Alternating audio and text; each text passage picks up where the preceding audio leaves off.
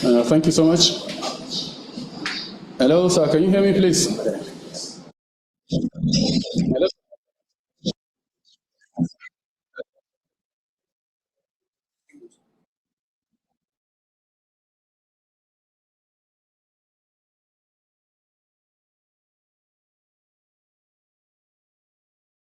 Hello. Rahim. The President, respected professors, eminent scholars, researchers, university administrators, honored key speakers, ladies and gentlemen joining us from across.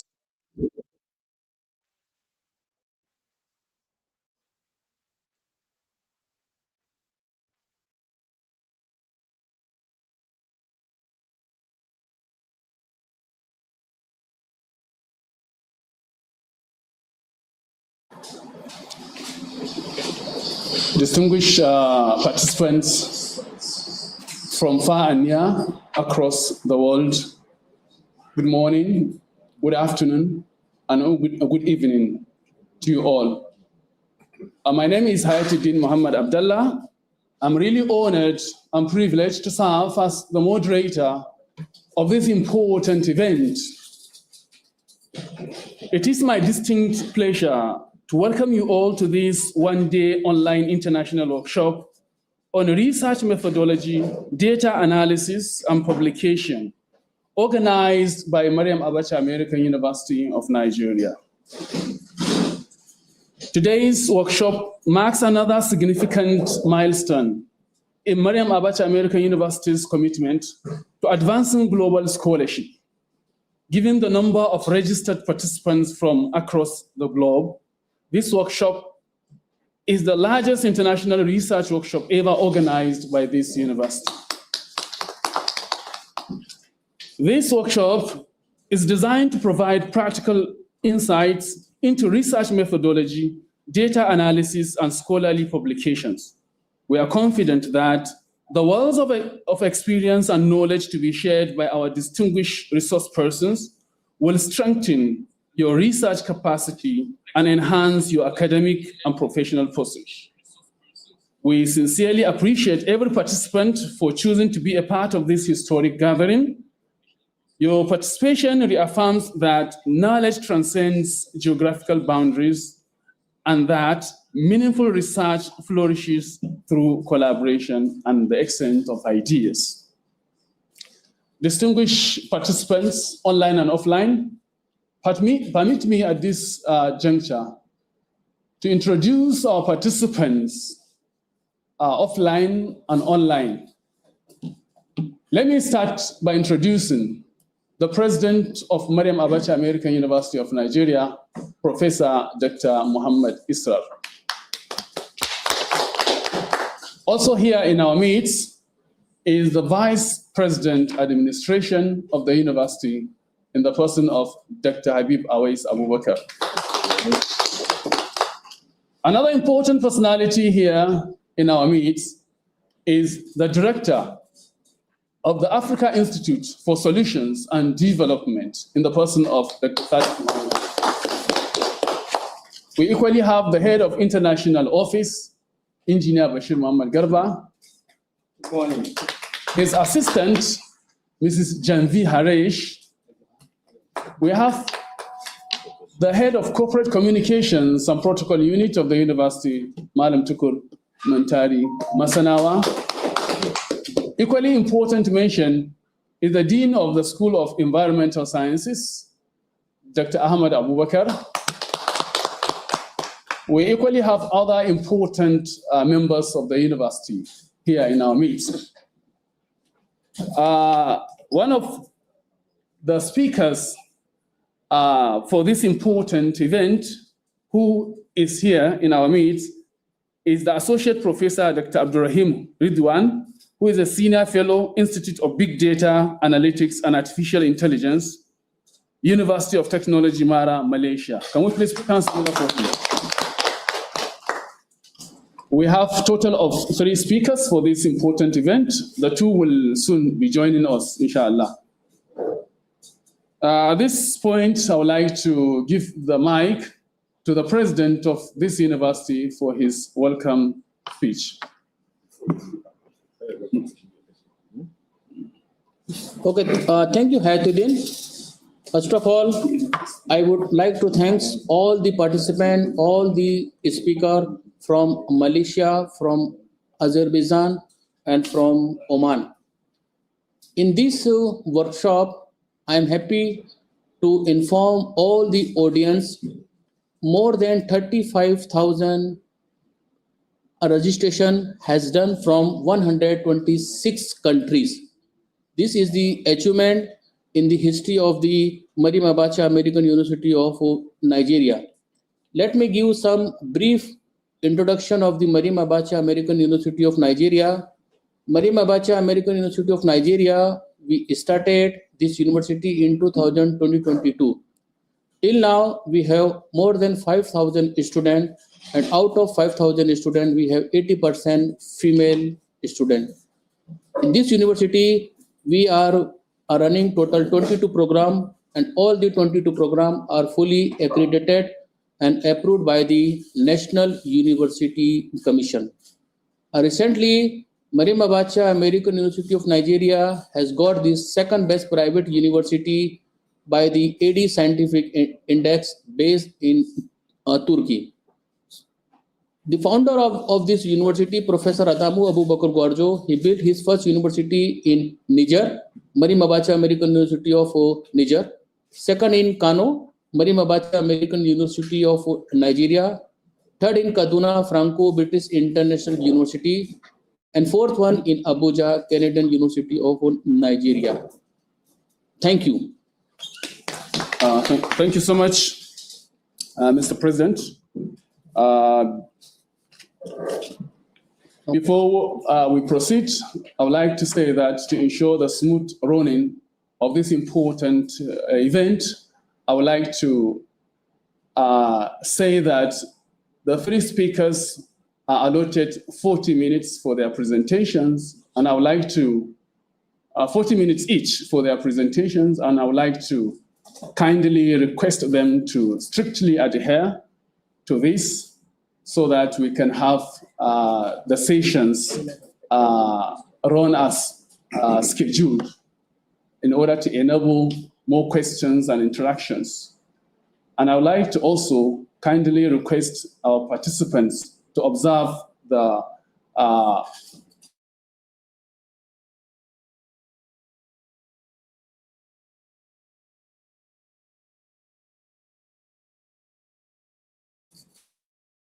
responsibly for comments.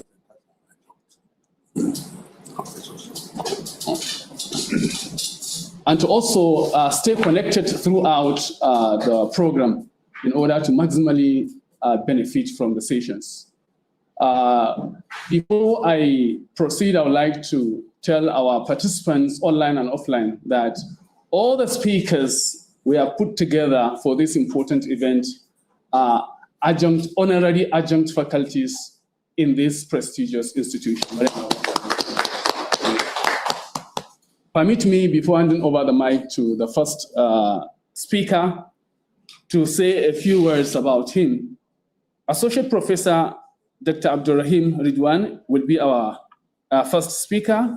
He is a senior fellow at the Institute of Big Data Analytics and Artificial Intelligence, University Technology, Mara, Malaysia. He is at the same time an associate professor in the Department of Finance and Economics, Faculty of Business and Management. He holds a PhD in International Economics from Universities Saint Malaysia, a master's degree in Economics from University Putra, Malaysia, and he completed an international postdoctoral fellowship in Energy Economics and University Nigeria, Malang, Indonesia. His research interests encompass environmental economics, energy economics, international economics, sustainable development, financial economics, artificial intelligence, and time series econometric modeling. Dr. Abdurrahim doesn't stop there.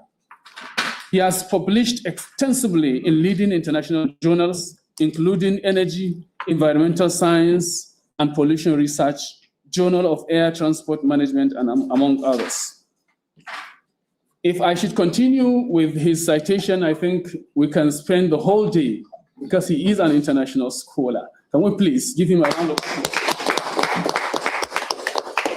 I would like to officially hand over the mic to our speaker for his presentation. Thank you so much, sir. If you can hear me, you have the mic for your presentation. Okay, thank you so much to our respectful MC, and of course, first of all, I would like to thank you to the Vice Chancellors, Prof. Dr. Isra, for personally invite me to share one important session to all the audience. I'm very deeply honored from this invitation, and I hope that from my presentation, I can spark some kinds of motivation as well as knowledge for you to publish your paper in high impact publication or high impact journals. Okay, next slide. So actually, this is the summary of my achievements. So I already work in my institution, University of Jimara, from the past 17 years since I was 25 years old. So basically, as a researcher, as a new lecturer, I have installed myself with a very deep passion in research and publish in quality paper in the quality journals. So therefore, from throughout this journey, I have some kind of experience, and I have also learned some ways on how to publish in the good journals through some kinds of tips and tricks that I wish to share to everyone who joining this session together. Okay, next slide. Okay, since that we only have 40 minutes, okay, my slide is about 100 slides, so I need to compress, my sharing to all of you. Actually, if you see this slide, actually there is some information there, but you can see only dark. But let me explain to you. Before I start to share you about strategies to publish in high impact publication, high impact journals, let's talk about yourself first as a researcher. Okay, so actually, I think everyone will follow the same journey, where we begin with nothing. We didn't know anything much on the publication world, about the writing strategy. It's all about having a little passions. However, this little passion, okay, we need some kinds of agent to burn it up. So that's why we need some kinds of motivation and understanding why we need to publish in good paper, in the good journals. Yeah. So basically, it's a kind of like step, a ladder, where someone, actually the junior researcher with a very deep in passion in research, where they try to polish themselves, joining to a lot of programs, training to improve themselves, and then starting from the non-impact journals, non-cited journals, and then they keep on learning, keep on learning, and then they try to build up their networkings, finding prominent researcher, invited them into the team, writing the paper together, and then again equip themselves the latest knowledge using the AI or any other software to smoothen the process of writing, until one point when they go through this process consistently, then they can break the WS wall and can actually publish a lot in the prominent journals around that actually you can see around the world. There's a prestigious journal around the world that you can aim for. So this is the kind of journey that everyone going through. As long as you are consistent, I believe that you will reach that stage where you can hold that golden medals and become a prominent researcher. Next slide. So actually, there's a lot of motivation behind why we need to publish in the good journals. I already conclude here, because you see what, even you calling top researchers in the world to give the talk, but if you didn't check yourself first, what is the factors? Do you understand why we need to publish paper and so on? Especially if you are a lecturer, you are working as academia. So understanding the reason is very important. Of course, first reason is because you want to develop your brandings. One day you want to become a professor, profess in the specific knowledge, meaning that you have to have a very deep knowledge in your specific area of specialization, publish in the good journals, so you have your branding there. Okay, and through this publication, there are so many things that you can achieve together, such as achieving the annual KPI set by the faculty, by the university. Okay, besides also helping for your job promotion from doctor to associate professor, from associate professor to the full professor, and then of course again it's about finding the new knowledge, expanding the knowledge, and deepening the knowledge, so that one day you will become a person that can talk a very you can share your insight very in deep about specific topics. Okay, and then besides that, this also will help you to upgrade your profiles, as academia, where people now start to build up trust. So therefore, there will be a lots of appointment from outside the university, not only from university, also from outside university, such as the appointment as a visiting professor, adjunct professor, visiting scholar, research grant, and so many more. So you see, there's no waste. Actually, every single time that you spend to improve yourself as a researcher will help to build up your career and brighten your career, so that one day you will become a prominent professor in your field. Next slide. Another slide. Next one. Okay, next one. Okay, I will skip this one. Okay, so what you need to understand about the worlds of writing. First, you have to understand what types of people, what types of common paper that we usually produce and publish in a group journal. Okay, I only simplified based on this slide. Yeah. So basically, the first types of paper that very commonly published in the group journal is empirical paper, a full empirical paper, meaning that you have to produce a paper that complete having all the process, from introduction to literature review to the methodology, and then you have the data analysis, conclusion, policy recommendation. So usually many of the journal, especially the prestigious journal, they love to have these types of papers submitted to them. Okay, the full empirical paper. The second most popular paper nowadays is a SLR, or what we call as systematic literature review, or what we also call bibliometric paper. So this is another paper that based on what I've learned, is quite easy to publish in the prominent journals, and also it's a key to raise your citation. So based on what I learned from the prominent professor in my university and other university, they're saying that if you manage to publish 3 SLR paper in a very prestigious journal yearly, you can see there will be a dramatically increase in your citation, especially in your Scopus citation, as well as your H-index. That is basically a proven strategies if you aim to having a higher citation by publishing at least 3 quality paper SLR in the prestigious journals. Okay, and then besides these 2 journals, we also have other types of journal, other types of paper, what we call as, for example, conceptual paper. But usually conceptual paper is for the beginner, for the PhD student, for example, because they only display the first 3 chapters, and it's quite slightly difficult to get published in WS journal, but maybe some Scopus journal do accept conceptual paper. However, based on my observation, majorities are proceeding Scopus only. So you need to conquer, you need to have the knowledge of writing empirical paper as well as SLR or bibliometric paper. Next slide. Okay, next one.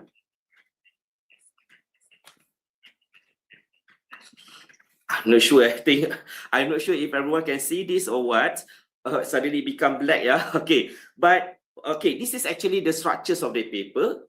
I want to recall back. Okay, I'm sorry for this technical problems. Suddenly this show a black one. Okay, for your information, actually a standard technical paper consists of, okay, you have the abstract, and then you have the affiliation, okay, and then of course the title, okay, and then you have the affiliation, abstracts, and then you have introduction, you have literature review, you have methodology, and then you have data analysis, as well as discussion, and then the last 2 part is conclusion, policy recommendation, and references. I think everyone should clearly know about the structures of the paper. Okay, now next slide. So most of the time when I speak to many researchers out there, how you begin writing the paper. Okay, so again, I'm sorry for this slide, it's show only black, but for information, actually in this slide, it shows that usually when you conduct the research, you always start from getting the issue, translate into the data, find the data, regress the data, and see if the outcome is good or not. Meaning that usually when we want to start doing a research paper, we always start with data analysis. Okay, so from the data analysis, when the result is quite good, then you can set up your WhatsApp team where you can invite the researcher either from your faculty members or maybe from other universities, from other countries. Yes, this is my style. Okay, based on the structure of the paper, usually I will have about 5 authors in my team, and I will divide among these structures, this section into these 5 members. So as a corresponding author, usually I will start to do the data analysis by looking into the current issue, try to find the data for the current issue. Is the data available? Especially because I'm from the backgrounds of secondary data researcher, economics. So that's why I rely 100% on the data availability. So once I determine the right models, I will regress the model, and if the result is good, having quite numbers of significant and so on, then I will having the WhatsApp group where I will invite the researcher from my faculty member as well as from other faculty or maybe from other university and as well as from other countries, either from private, local, or maybe even from foreign countries. So okay, actually there is a way when you want to have the team. Okay, when you write the paper together, according to Malaysia government standards, MARA score, how you define which one will get the highest mark. Okay, for information, the marks will be equivalent if you are the main author or you are the corresponding author or you are the first author from your university. So I actually will play from this condition. That's why usually in my paper, I will have at least 1 or 2 members from my faculty or from my university, while the rest is from other university. Why? Because I want to give some influences, a psychology effects that at the end of the time, when we submit the paper and publish, everyone will score the same marks, yeah, in terms of the weightage based on what I shared to you just now. So this is based on psychology. Again, another part is because when we form the team and when the result is already completed, this can also influence the spirits of the team members, so that when we open to the section with the locations, the task with the section. So basically, once everyone convinced with the result, actually they will having more discipline to complete the task, given that the result is there already. So basically, this is a good strategy that you can begin with data collection, regress. When the good result is out, you can start the team members, and then you can assign according to the researcher's preferences, and then you can complete the paper. Usually based on my own strategy, I will complete the paper in between 3 weeks up to 1 month. Okay, why? Because everyone will take only one section in the paper, so that will be not burden at all. So, and then at the same time, because of the same weight, the same marks allocated for everyone due to the strategies that I mentioned just now, therefore everyone work hard to complete the paper together. Next slide. Okay, so this is the understandings about high impact publications. Okay, first of course you need to know the higher the impact factors, the better the journal is. Okay, usually as a prominent researcher, they will aim those high impact factors more than 10, for example. Okay, so this actually disclosed under journal citation reports, and of course the journal also cited by Scopus, and also we also have the tier Q1, Q2, Q3, Q4, and so on. And then again, another benchmark that the prominent researcher always looking is that the paper is listed under A, B, D, C. Okay, this is how we determine the qualities of the journals. Okay, next. Okay, so what is the attribute of the well-crafted article?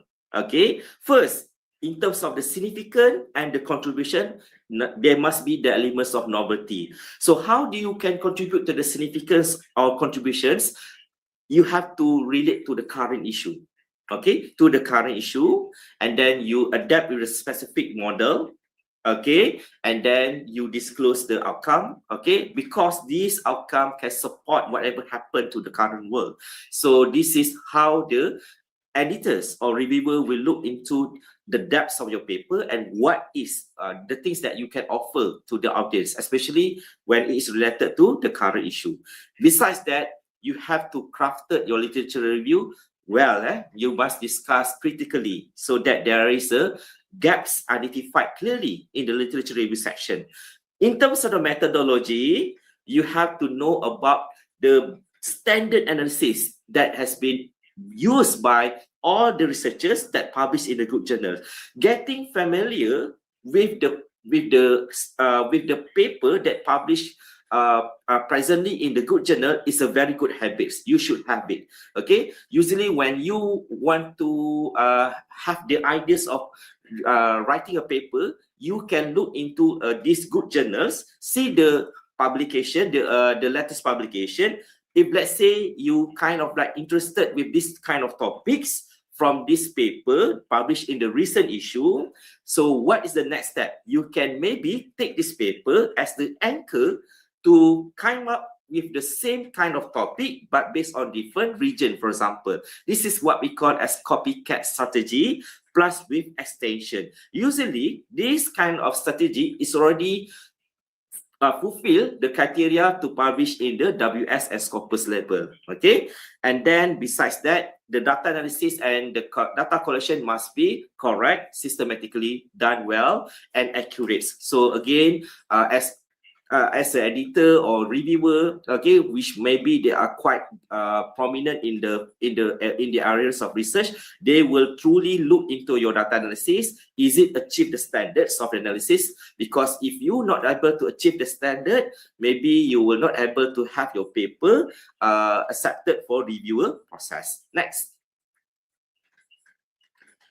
Okay, and then in terms of the result and discussion, interpretation must be critically evaluated, must have the supported supported references from the latest researchers' outcomes, okay? And then besides that, your discussion, your conclusion must be very in-depth, yeah, especially when you talk about the main analysis. Okay, and then from that, you should have a very, in terms of novelty, in terms of the policy recommendations, because the editors or the reviewer love to read your policy recommendation. Is it something new?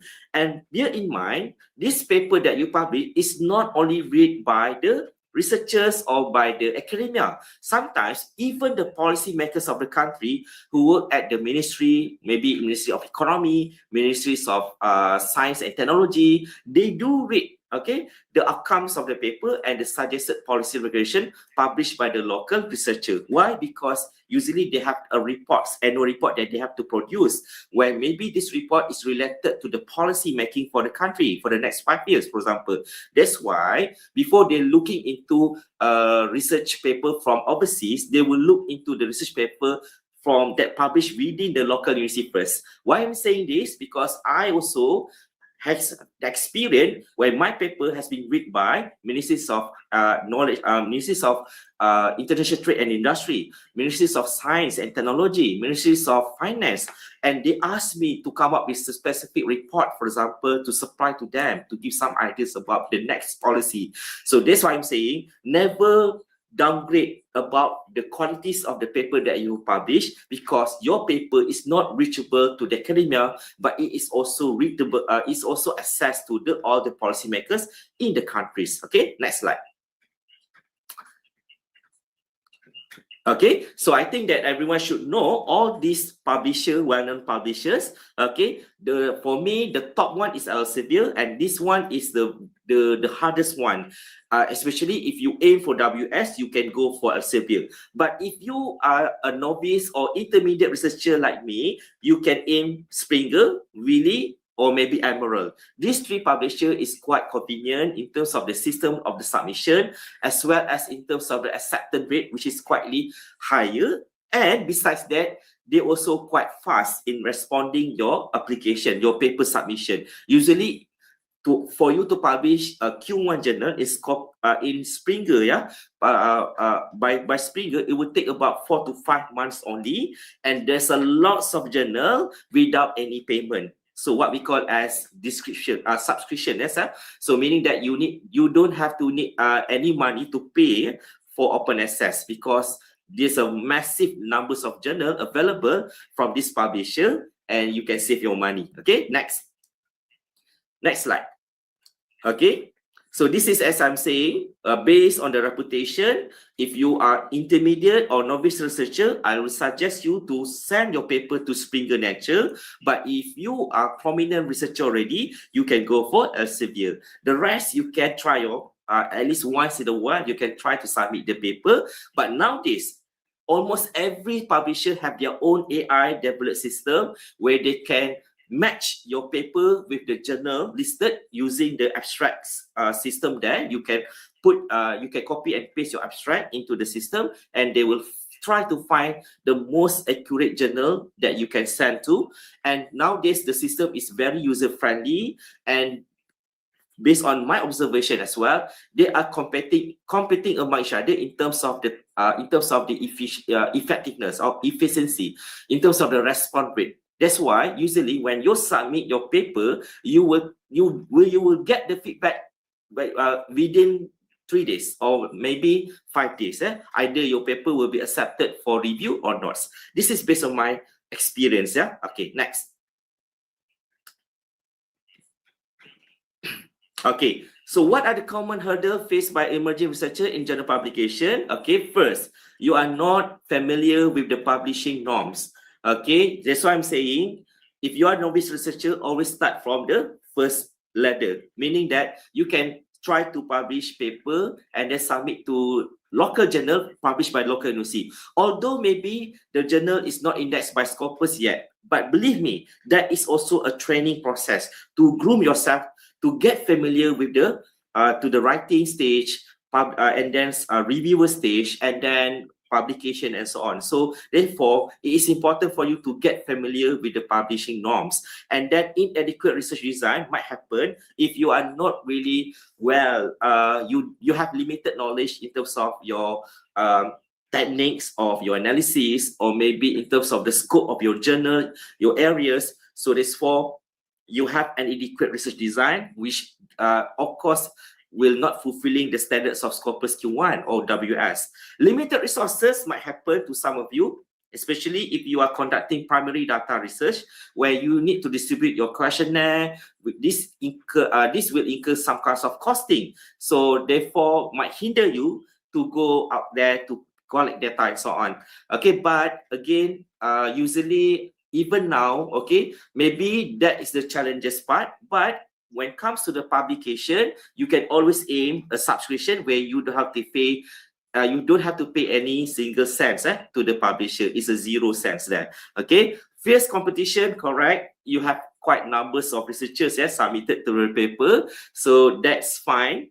Believe in what you have produced. Okay, and also you need to learn more how to upgrade your papers up to the Q1 standard. I have to show you in the slide later on. Negative peer review feedback is common. Okay, if the feedback is negative, take this as a lesson for you to improve your paper. If your paper is rejected, don't feel disappointed. That is very common even for the prominent researcher, where their paper also get rejected by the journal. So don't take it to your heart too much. Okay, aim to improve the paper and submit to the other journal, because there are thousands of journals available there. Okay, now moving to the next slide. Okay, anatomy of journal, next. Okay, next slide. Okay, next slide. Okay, now what I'm going to say here, maybe before this. Okay, one important skills that every researcher should know nowadays is that how to utilize the AI to improve your paper to reach the Q1 standard. Okay, for your information, maybe I'm not having much time to explain everything here, but I will summarize it. Usually, once your paper has completed, okay, usually as a corresponding author, because corresponding author is usually the one that completed the data analysis and conduct and create the WhatsApp groups and inviting all the researchers into the groups. Okay, now as a corresponding author, okay, usually I will advise all my partners to not rely too much on AI to do their part.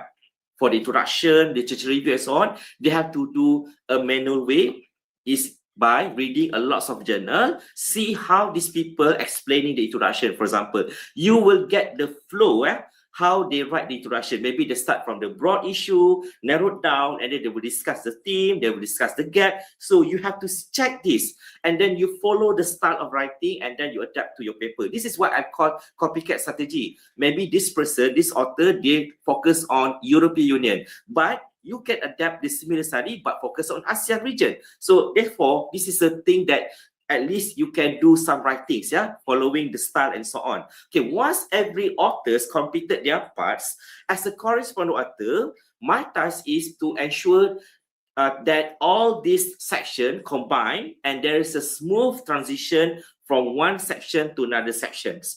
Okay, and again, at this part, when I have seen the smooth transition, what I can do next is by utilizing AI. Okay, for your information, I utilize ChatGPT. I will prompting to the ChatGPT something like this. Okay, suggest a new line or the new sentences to improve the section by not changing the original writing using the existing citation. That is my common practice, the common prompt that I use in every section in my paper. So why I'm prompting like that? Because I don't want to lose my identity in my paper. I don't want AI to basically change everything. What AI can do is just by improving, by suggesting a few lines that can improve the context of your paper, like improve the clarity, improve the meaning, improve the issue. That is how AI can help you to polish your paper. Basically, I have this all in my slide. Okay, maybe I can ask the the PIC to move next slide. Next, check this one. Next. Okay, next.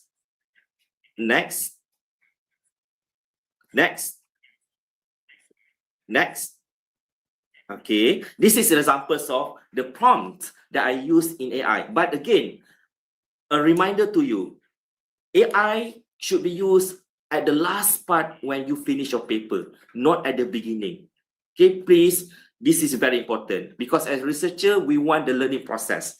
But you know what? Some of us maybe might not able to really have the experience to write very detailed based on expectations of the reviewer. That's why we use the AI, so that the AI already can be as a reviewer Q1 levels. So therefore, they will suggest all the improvement, maybe in the forms of new words in between the original draft or line, or a new line, new sentences that it can improve further your text. This is how I use the AI to improve my section by section. And for information, I managed to produce 18 paper in 2 years at Springer Publisher Journals using these techniques. Okay, all my paper published within 2 years, 18 papers, and I already have about another 7 paper under review in Springer Journals. Okay, why? Because most of the time when I submit my paper, after I polishing my paper using AI, okay, I try to I forget to tell you, once you use the AI, your AI percentage might be quite high. Then after that, you have to use AI humanizer. Okay, I'm using right human AI humanizer to reduce the AI content. And then I will use Grammarly to change the structure. And then therefore, my AI will reduce below 40%. My rule of thumb, when I submit my paper, is that the similarity index must be below 20%. And the AI context must be below 40 or 30%. Usually, all passes. And of course, don't forget to put acknowledgement in your paper that you declare using AI to polish the papers, okay? Next, this is example. Later on, you can ask this slide to the organizer. You can check my slide one by one again because I don't have ample of time to explain in detail. Okay, next. Okay, so I show you one by one how to write every section in the paper. Tips, yeah, for you to write literature review. Next. Okay, and then you have the examples of the paper, how they write literature review. Next. Okay, this is a prompting, okay, that you can use, but again, with the additional word using by not changing the original draft, okay, using the existing citation. Okay, then you can use all these. Inshallah, you have a better versions of your paper, each sections. Okay, next. Okay, next slide. Next. Okay, next slide. All right, next. Okay. So I have very detailed explanations of each part of the paper, but I don't think that I can finish this. Next one, I want to proceed to the publication in Springer Journal. Next slide. You can move until the conclusion and findings. Okay, next. Because I think the other speaker will speak to you much more detail on this paper. Yeah. Next one. Okay, conclusion. Okay, this is again another examples of prompting that you can use. Okay, PIC plan. Can you show me the above one, the Springer one? I want to show the Springer submission system. Okay, below one. Can you move for below? Okay, next. Okay, you can read this, all the tips how to produce a good paper based on reviewers' expectation. Next. I have so many material to share, but 40 minutes is not enough actually. But again, okay, you can start from the Springer. Yeah, this one. Okay, this one. I want to show the Springer submission system. Okay, up. Before this. Okay, before this. Before lagi. Okay. Again, slide 66. Yes, start from slide 66. Okay, this one will be very fast. I'm sure that some of you are a beginner researcher. Okay, so I always advise to my fellow friends, if you are a beginner researcher but you dream to publish in Scopus Journal, you can always start from Springer. Okay, as I said, I have the records of publishing 18 papers in Springer within less than 2 years. Okay, using my strategy that I explained to you and how I adopt the AI to polish the paper up to the Q1 standard. So, for example, you don't know where to publish, you can open Journal Springer Finder, you can copy and paste your abstract into that box, and then, next slide, the AI of the system will suggest all the journals that fit to your abstracts of your paper. So you can read here. What I want to advise is that if you don't have money for APC, go for hybrids. Meaning that for hybrids, later on, if your paper accepted, the editor will ask you either you want to go for subscription, which is 0 fee, or you can go for article processing fee where you have to pay, and usually it's quite expensive, 2,000 USD, 3,000 USD, and so on. So of course you go for hybrids. Okay, next. Okay. So get familiar. Next slide. This is an example of submission. I don't have to explain to you. You can go read by your own, step by step, already explained very clearly, so that I hope that the beginner researcher can look from this slide and try to submit your paper. Okay, try to submit your paper. Okay, so I think there's a more, but because do I still have time to continue, or do I need to stop here? Organizer? Yes, sir, you have 10 more minutes for your presentation. Okay. So maybe you can open. Okay. Now what you can open is that all right. So please above 150, slide 150 above again. Higher. More higher. Okay. All right. Okay, I don't think I want to explain this. Okay, you can start from 111. Okay, since that I have 10 minutes left, okay? I just want to open your hearts because as I said, sometimes some of the researchers didn't see the futures, yeah? What will happen to him, especially if he is in academia? What is the goodness if he published in the good journals consistently over the years? So now I'm saying very clearly, okay? Why you need to publish in the good journals, okay? And this process is not a single night. It's a very long process. It's a very long journey. It needs very high discipline and consistency. Okay, let me explain to you one by one to open your eyes to see what kinds of opportunity that you can get when you publish, when you have a very good record in your paper and your publications. Okay, of course, number one is it helps you to move to your job, yeah, your career into the last, your goal, yeah, to be a professor one day. Okay, I think this is very clear. As academia, you aim for professorship, okay, but of course it needs very hard works, especially where you need to publish, you need to do a lot of things besides the publication, also a lot of things, but this is a very important stage for you to consistently publish a good paper, because this is one of the most important element for you to become a professor. Next slide. Okay, next slide. Okay, another one thing, this is something that you have to realize. There's a lot of universities around the world, for example, in ASEAN, offering a remote program called adjunct professor, like from Universitas of Chulalongkorn, for example. Okay, a 2 years program is a remote one, but maybe you have to stay about 30 days, at least 1 month there at the Chulalongkorn. Chulalongkorn is the #1 university in Thailand.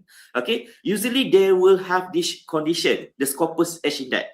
For the Chulalongkorn University, there is stated there already, the age index Scopus must be at least, for example, 15. Okay, for science, maybe 25, for example, you have to read.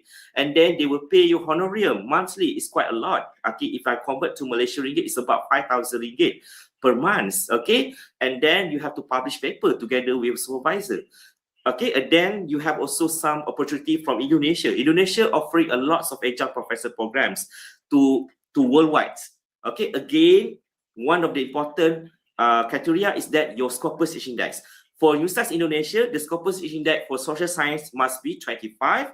As for for science and technology, the citation of the age index for the Scopus must be 50. It's quite high expectation, but again, the honorarium is very good. They pay you a lot for your contribution, and this also a remote post. You don't have to come there physically unless you want to. For example, next slide.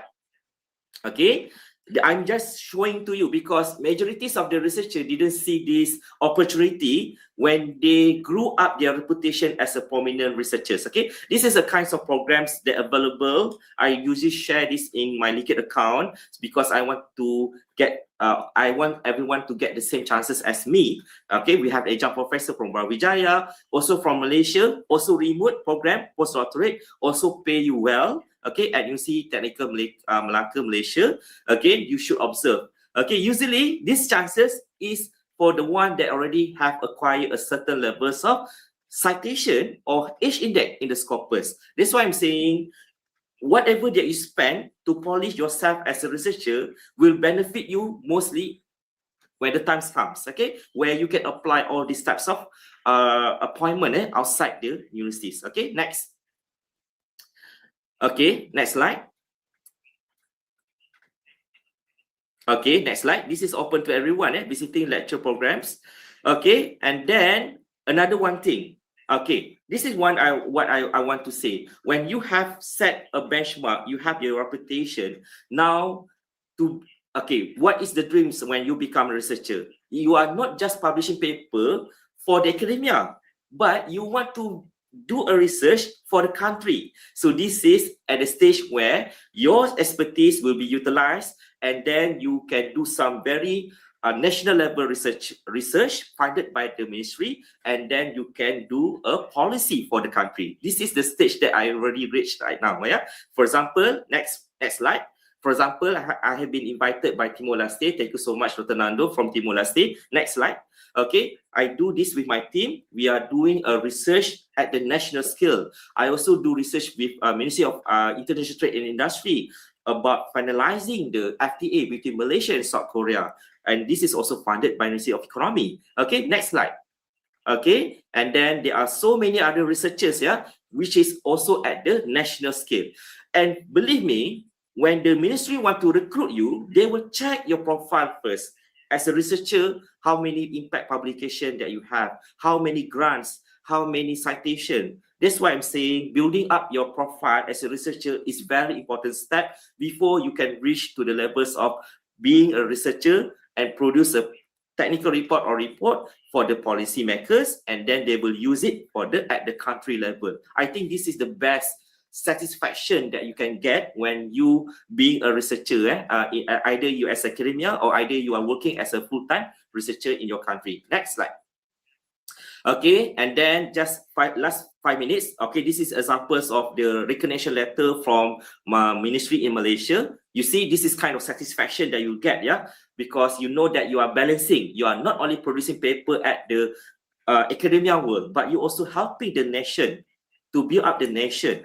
Okay, either from foreign country or even from your own countries, and then you leave your legacy. Okay, as a researcher, what things that you have contributed to the national policy. This is something that I urge everyone, open your minds. Research is not just a simple that writing a paper and then publish in a journal. It's actually building up your character, building up your confidence. You know that you are having some worth, some value that you can share, that you can sit together with the real policymaker of the country and do something for the sake of the nations. Okay, next slide. Okay, and my one last piece of advice is that please, you have to create your own personal branding.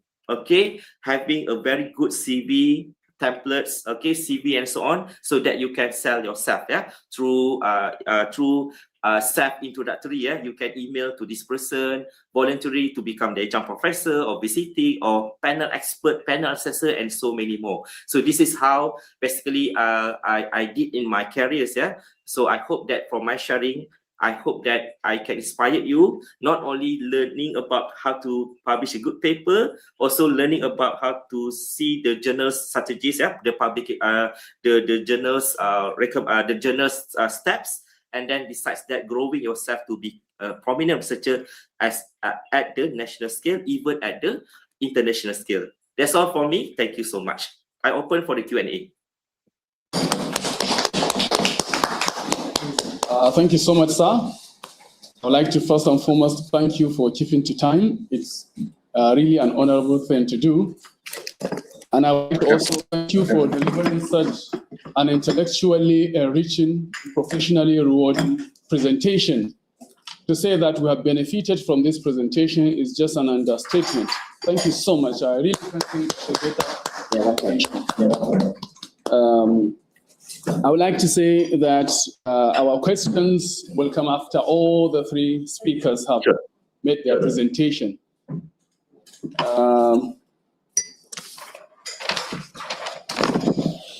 Our next presenter is an accomplished scholar and researcher whose contribution to academic research has impacted more than thousands of people in the world. And this person is none other than Dr. Shama Hussain. She is the founder and CEO of International Institute of Influencers. She is at the same time the director of international collaborations, Gulf Skill Pioneers, Oman. Ladies and gentlemen, may I invite Dr. Shama Hussain for her presentation. Can we please put hands together for her?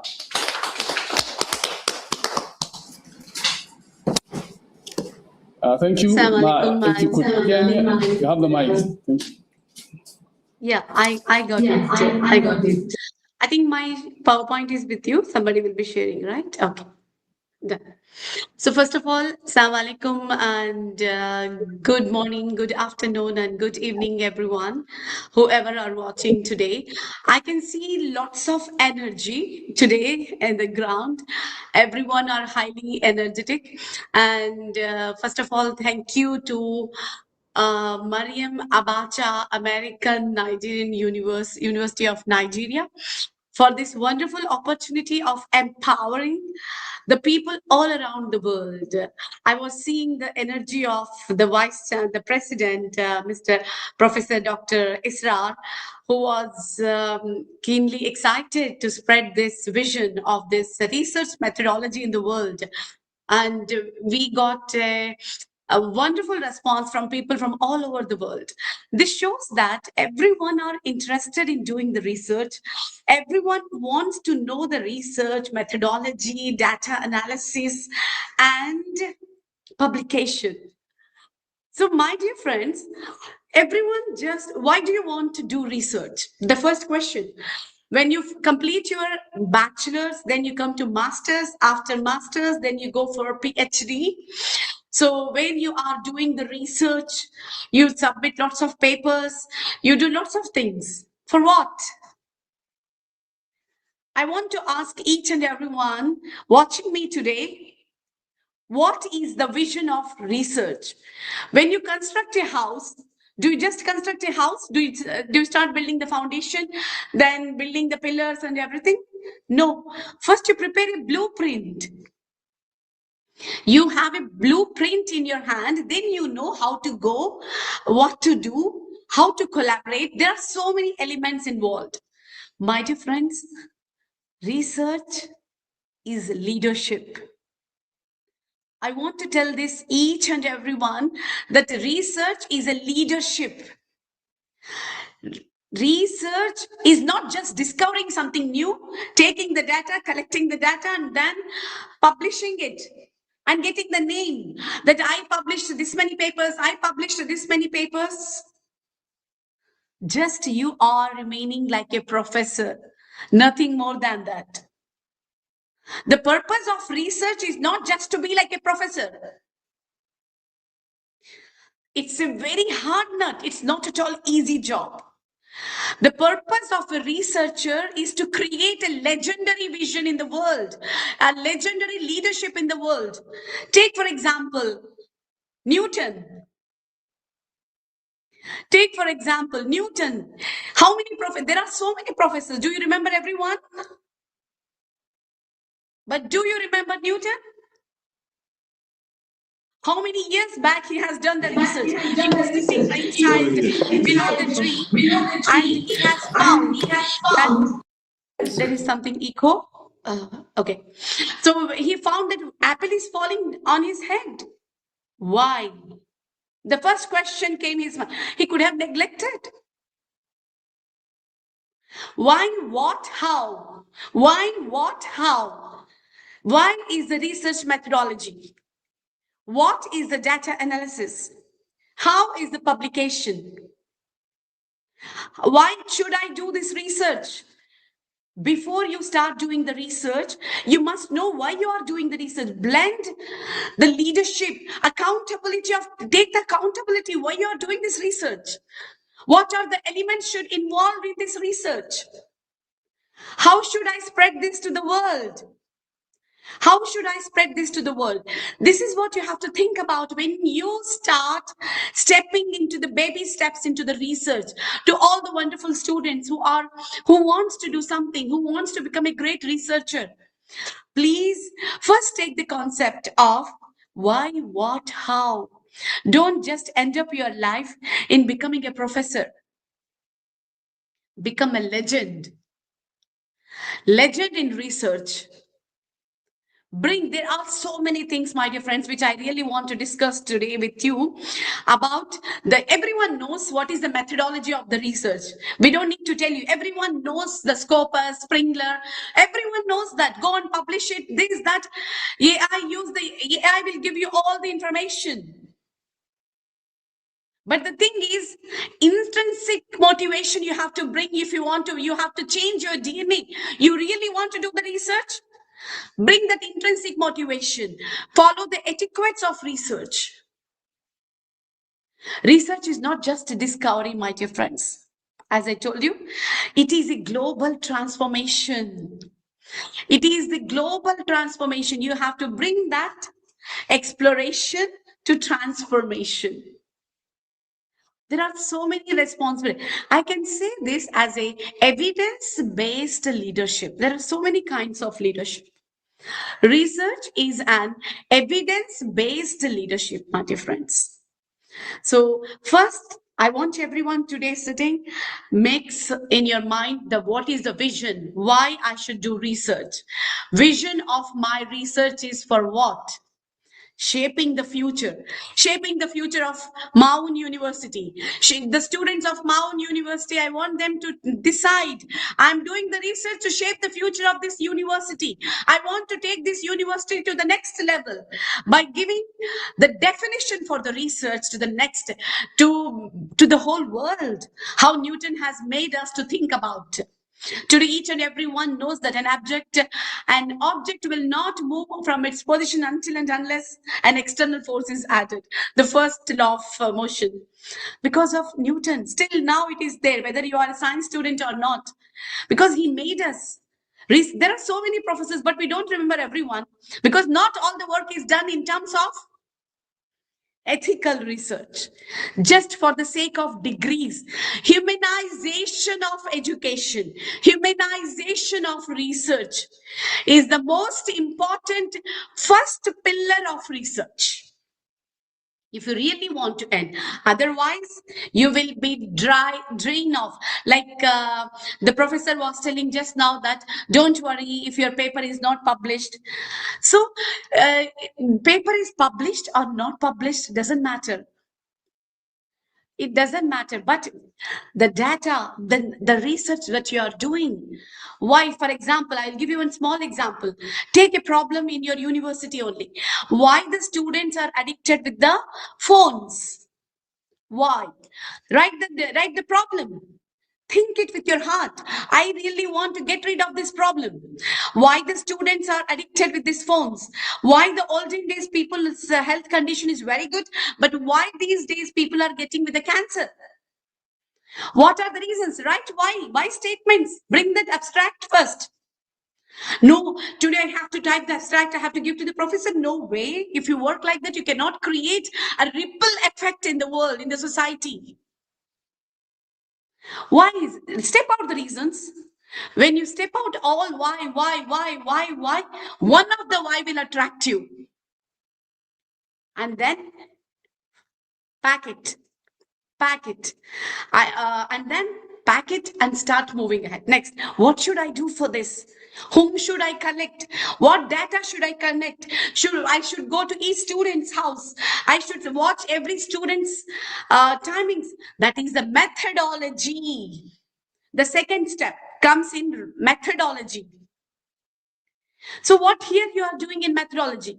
How do you suppose you are going to MAAUN University of MAAUN. You need to know the way. You know why. Why are you going to the university? Because to study. You know the reason. Second step, what should you do there? How should you go? So here methodology comes.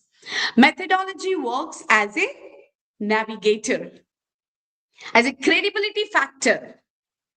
It acts as a credibility factor for you, my dear friends. It gives you credibility for whatever you are giving. What is the use? Suppose I will tell you something without any replicability, without any credibility, without any structured pathway, There is no structured pathway only. You are just eating. Suppose you will just sit and eat something like that. You will sleep and eat. You will sit on the bed, sit on the bed and eat. There is a structure. You have to eat food. Why should you eat food? First point. Second point, what should you do to eat food? Wash your hands. Right? You have steps. Sit folding your legs. Why should I fold my legs?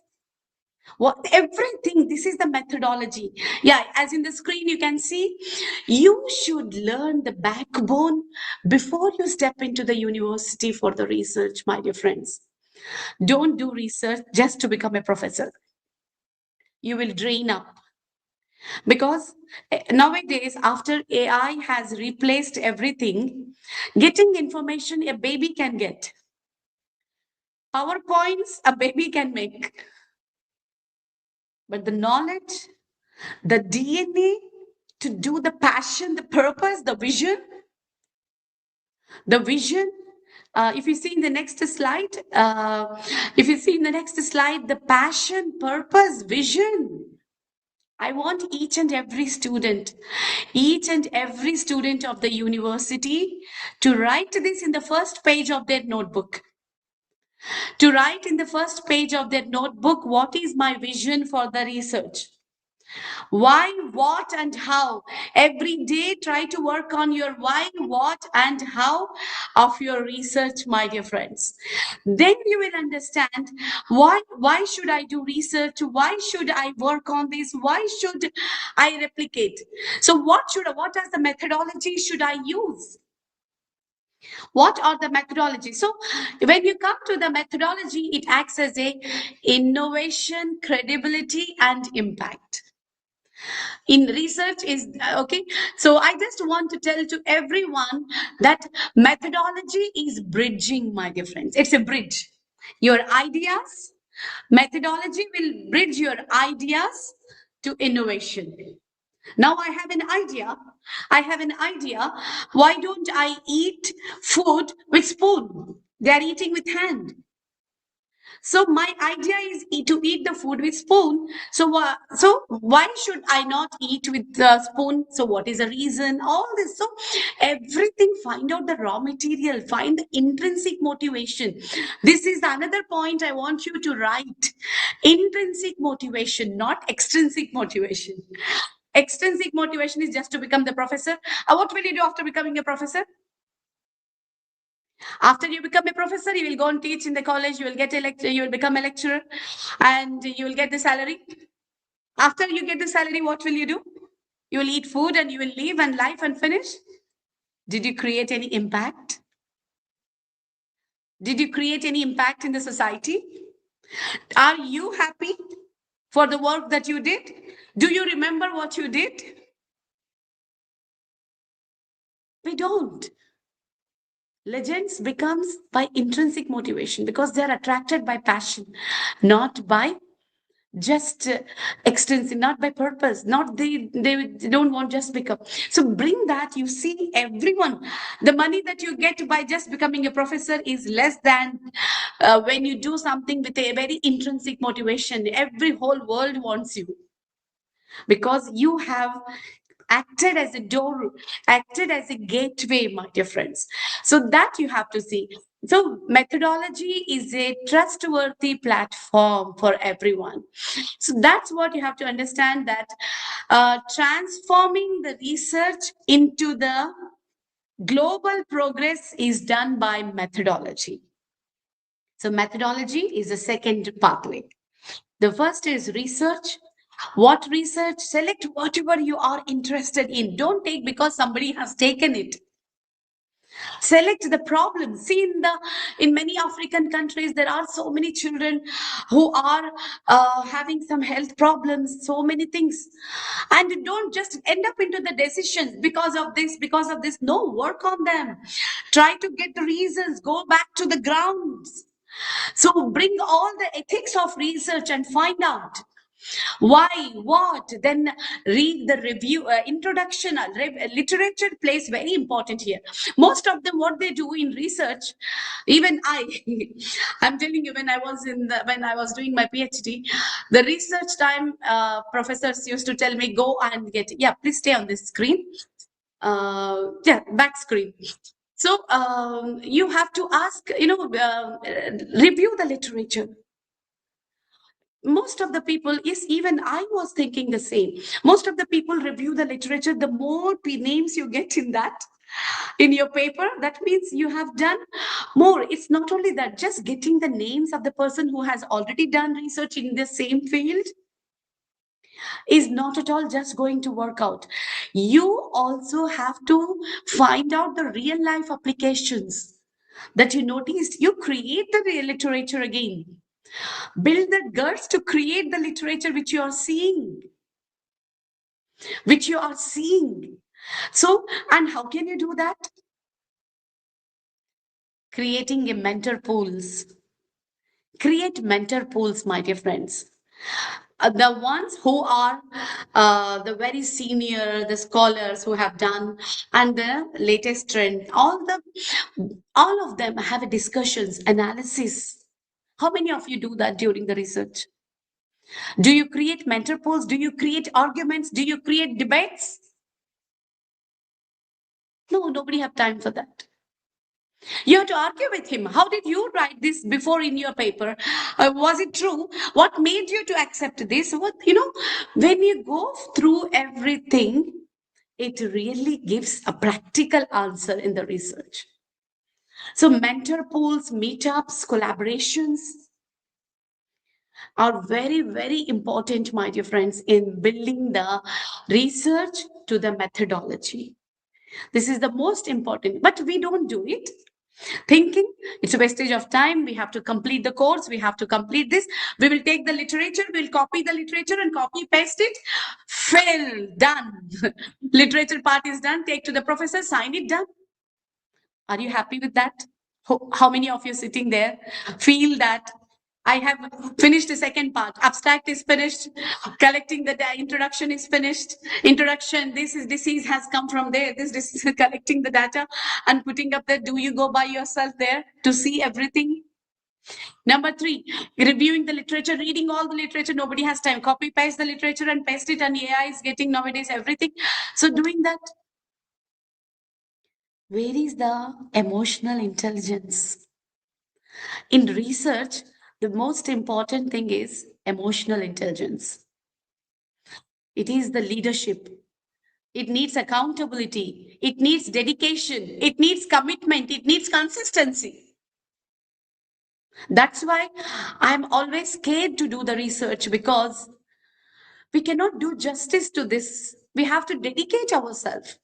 This is a most, I can say, the research, methodology, data, everything is dedicated. The scientist Alexander Graham Bell, Alexander Newton, the fungus discovered by the from the penicillium fungus, penicillin discovered first time. Do you think they just got it? They were called mad. People started running away from them. They were considered as magicians. Even microscope, when it was first discovered, when the concept was brought, everything, Antony van Leeuwenhoek, Thomas Alva Edison, everyone faced lots of problems. They were removed from the society. They had lots of problems. Why? Because they were passionate. They were acting mad behind it to do the things. They dedicated their time, their life for that. That's why today also we are reaping the results of that. This is called as a legendary effect in the research, not just publishing in the paper, whatever you had already done somebody and writing it innovative way, in a fancy way, like changing the dress, wearing the new dress, from the old dress to the new dress and transforming it and calling it as a research. I have this many papers. How can we call ourselves so proudly that I have so many papers, when we honestly did not discover anything new? Doesn't matter. You didn't discover, but create that passion. That ripple effect is the most important thing. Select something which you're passionate of. My vision is humanization of education. I'm working on researching on why education people are taking it for living. It is not for living, it is for life. What is the reason? Why? What? How? How can we eliminate this? So you have to do a big process in that. Be a legend, my dear friends, and make a good name for your country. Like Professor was telling, we have to work for the country. So in that way, the polls we have to create, and you can see there are different kinds of methodologies. I think next slides, research methods are there, case studies, all. How many of you really do case studies? Just one small, qualitative and quantitative. Qualitative type, quantitative type, you have some machines in your universities which you will use it. RT-PCR technique I had in that. So we take that, we dissect animals, we take the liver, we take this, we calculate, we find this, and is it done?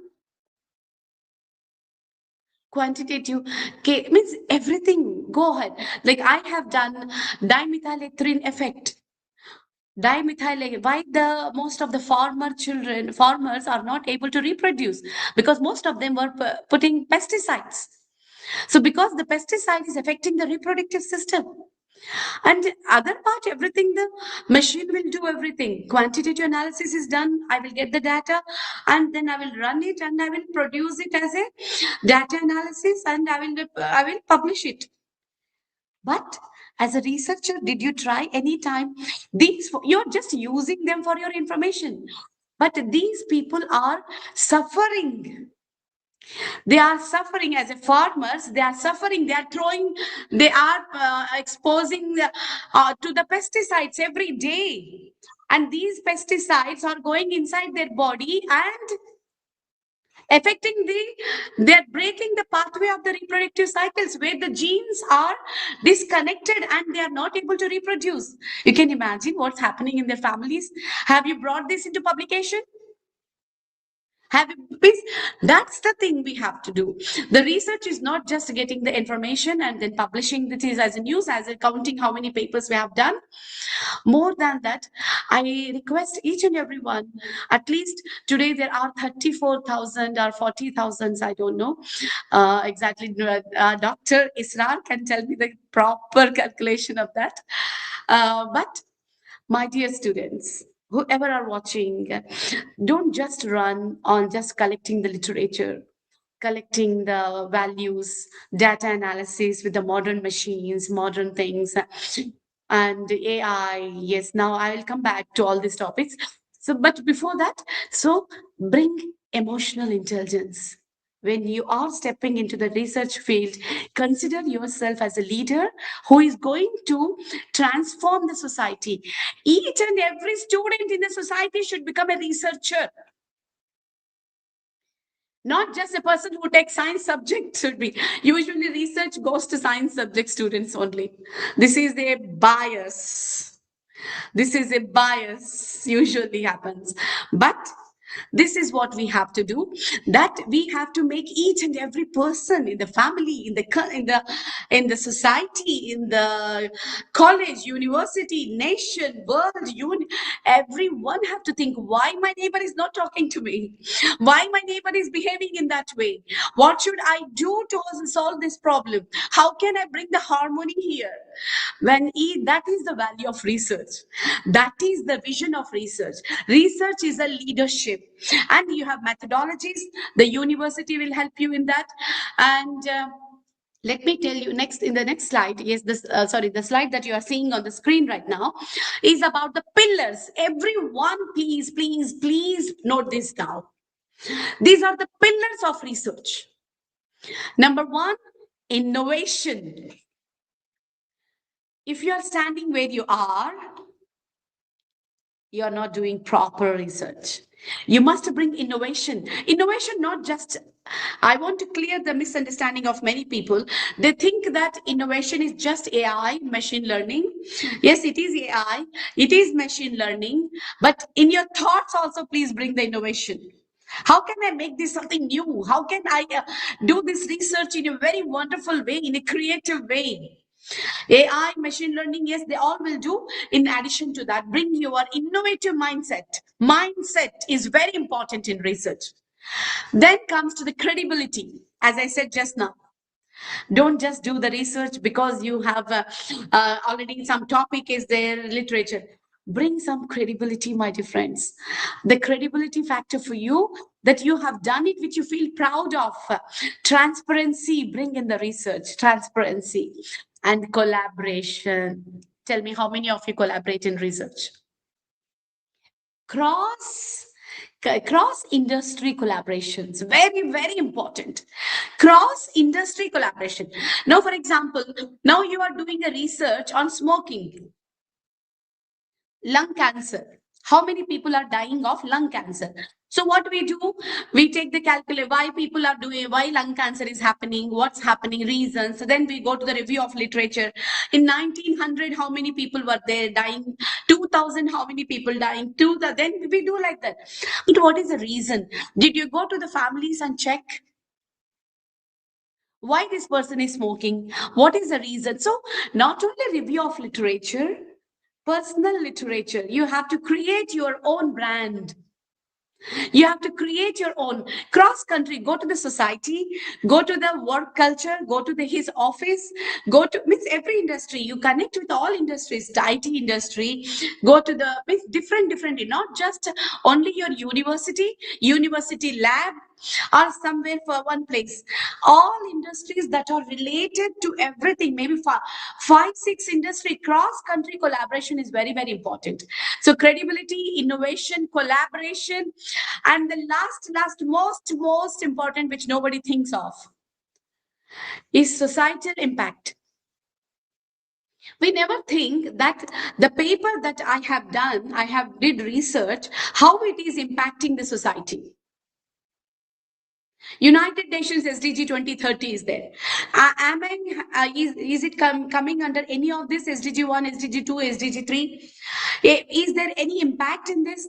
Now, after my research, what will happen to the students? What will be the impact? You have to take social responsibility, my dear friends, not just publishing the paper. My name has come in this paper, that's not enough. You have to take social responsibilities. You have to transform the society. Real research is the one. Now you are having electricity in your home. Is it not transforming the research? Now, Alexander Graham Bell, if not there, can you speak today? Can we connect to all of you today in the live screen? 35,000 people are watching. Communication technology has improved from that small phone first, starting from that as a root. So now day by day, communication technology has improved. So which should be impacting the society. We have to work on the things, we have to do the research where the society should be always the part of it. The growth should be parallel, everyone, not one person. It should not be just perpendicular. It should be parallel, growth should be there. Society should be growing with your research. That's why some countries are growing very well, some countries are not growing very well. Why we have first world countries, second world countries, third world countries. Why there are the extensive way of thinking, taking research. There are some countries where the research level is very less. Why this? Because of the lack of knowledge on the purpose, vision of research. People stepping into the research is very less. Technology adaptation is very less. So you have to do the research in that way. If we come to the next slide, future oriented purpose. So data collection, most of the students do that. Most of the students. Today I collected data. I went there, I went to this, data collection. No, stop that. From data collection to knowledge orientation. Build knowledge in every person in the society. Your thesis, if I read your thesis, my knowledge should go double, triple, four, quadruple. My God, what? If today's my lecture, if it influenced somebody, I will feel that the data I collected has converted to knowledge creation. I made somebody to create some new knowledge. That is what you have to work on. Your information, because time is valuable. You are spending time. Money is not at all money. Time is money. The time that you are spending, just don't end it up with getting the papers done on this. End it up with knowledge, influencing the people to become a researcher, to not just collect the data, but knowledge creation, my dear friends. This is the very important thing. Integrate everything. To do that knowledge creation, use all the tools, but ethically. All big data, AI, all the methodologies. As I said, collaboration with all humanities. Oh, this is, as personally, when I was in the university, I used to hear, they are the art students. Why should we talk to them? We are science students. We are different. They are art students. You know, in the all arts, humanities, science, everybody should collaborate. You should have a collaboration. You should have a mentor pool. You should have a, I can say, routine of meeting the different industries that will give you ideas, that will spark up your ideas. University should provide this opportunity. Actually, I request the MAAUN University who is organizing that, they should create the mentor pools for research. They should create every small aspect also as a research. Every problem in the university should be given to the students as a research point to find out the root cause, to evolve the ideas. Evolve the ideas and develop the interest. Before you become a researcher, you start doing research on small things. It will give you an idea how to do a research and then publish it. What we do in masters, I have to publish a paper. In PhD, I have to do that. On force, we do. If I don't publish paper, I will not get thesis. I will not be approved. So I have to do. Anything you do on force is not going to get you anything, my dear friends. No knowledge, work it hard, bring that intrinsic motivation. So align, I said, so align every research of yours with the sustainability needs and societal needs. You see the impact. So I will give you now roadmap also for research methodology. First stage, in the next slide, you can see, roadmap. In the first phase one, set up the framework, what I want to do, my methodology, why you already worked, what should I do? Normal framework, set up the normal methodology that you have, but ethics. Don't forget ethics in research. The first rule of research is ethics. If you are not following ethics in research, you are not doing research. You are just searching. Remember this point. If you are not following ethics in research, you are not doing research. You are just doing search, which a baby also can do the search. Then phase two, open all. So first is the basic platform, then integrate it with all the technologies. That is the second phase. Now we are in second phase, actually, to say. The future, visionary future of research will be immersive research with all the global platforms collaborating, global hubs, real-time social impact measurement will be the future of the research. All global collaborations will be involved, because the problem will not be the problem of one country, it will be the global. Now I think this conference itself is an example to say that all of us are global now. We are a global village. One country's problem is connected with the another country also. So in future, the global collaborations, immersive platforms will be created to discuss, to collect the data collection, mentor pools. All this will become a proper, very sophisticated research will be expected in the future. It will be not just confined to the papers, my dear friends. So if we go to the next slide, what we can say, the statement, I want everyone to see this, that the purpose of this research methodology is to create knowledge that is collaborative. Create knowledge. I want everyone to write this point, to create knowledge. What kind of knowledge? Whatever I'm saying is not just a knowledge. If the professor's knowledge and this knowledge, everyone's knowledge, collaborative knowledge we need, my dear friends. So the collaborative and transformative, that knowledge, until it is not transforming, it doesn't become wisdom. What do you call transformative knowledge? Transformative knowledge means wisdom. Means if I apply makeup, if I have makeup on my face, I have makeup things in my hand, what is the use? Knowledge is there, but I will look beautiful only when I apply it on my face. Makeup, when I apply, then only. Having makeup in the hand is of no use. Applying it is required, right? So having just a knowledge is not enough. Applying that knowledge with the global collaboration, applying that knowledge to the with the global collaboration, global transformation, that will make your vision, that will make your research a transformative research, my dear friends. You got my point? So your goal should be not just creating the knowledge, but transforming that knowledge with the global collaborations. That should be the ethical principle of the future transformation. Knowledge that not only explains the world, but shapes the world. You're explaining now. You're explaining this happens in this research, this happens in this research, we publish it.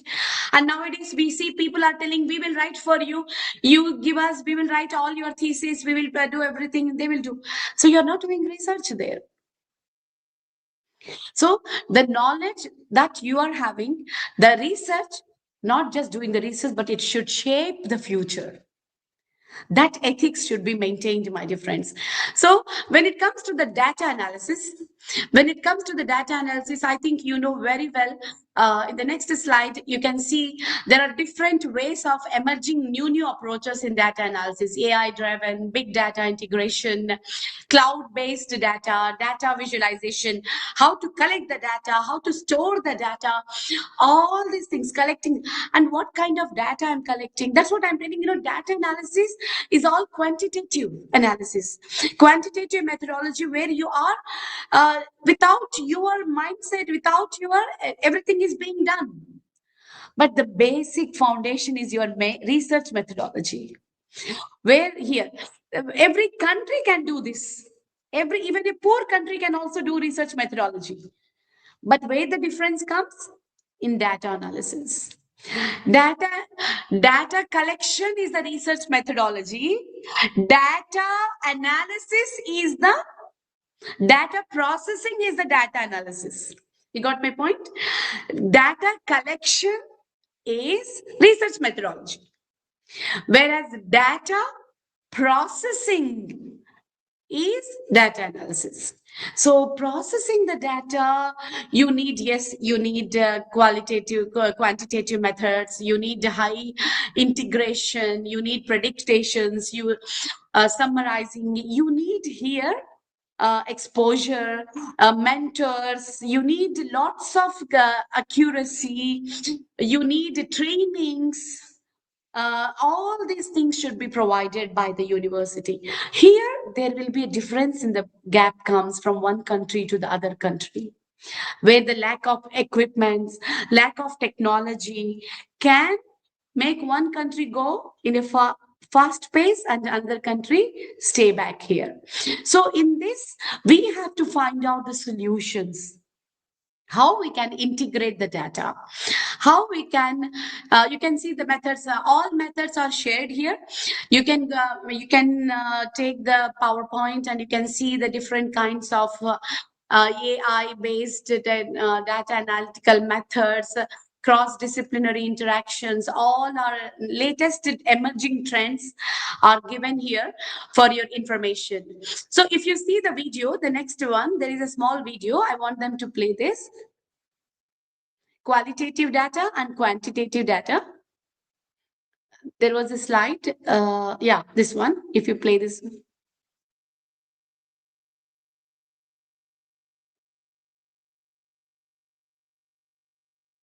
You have to press one more enter.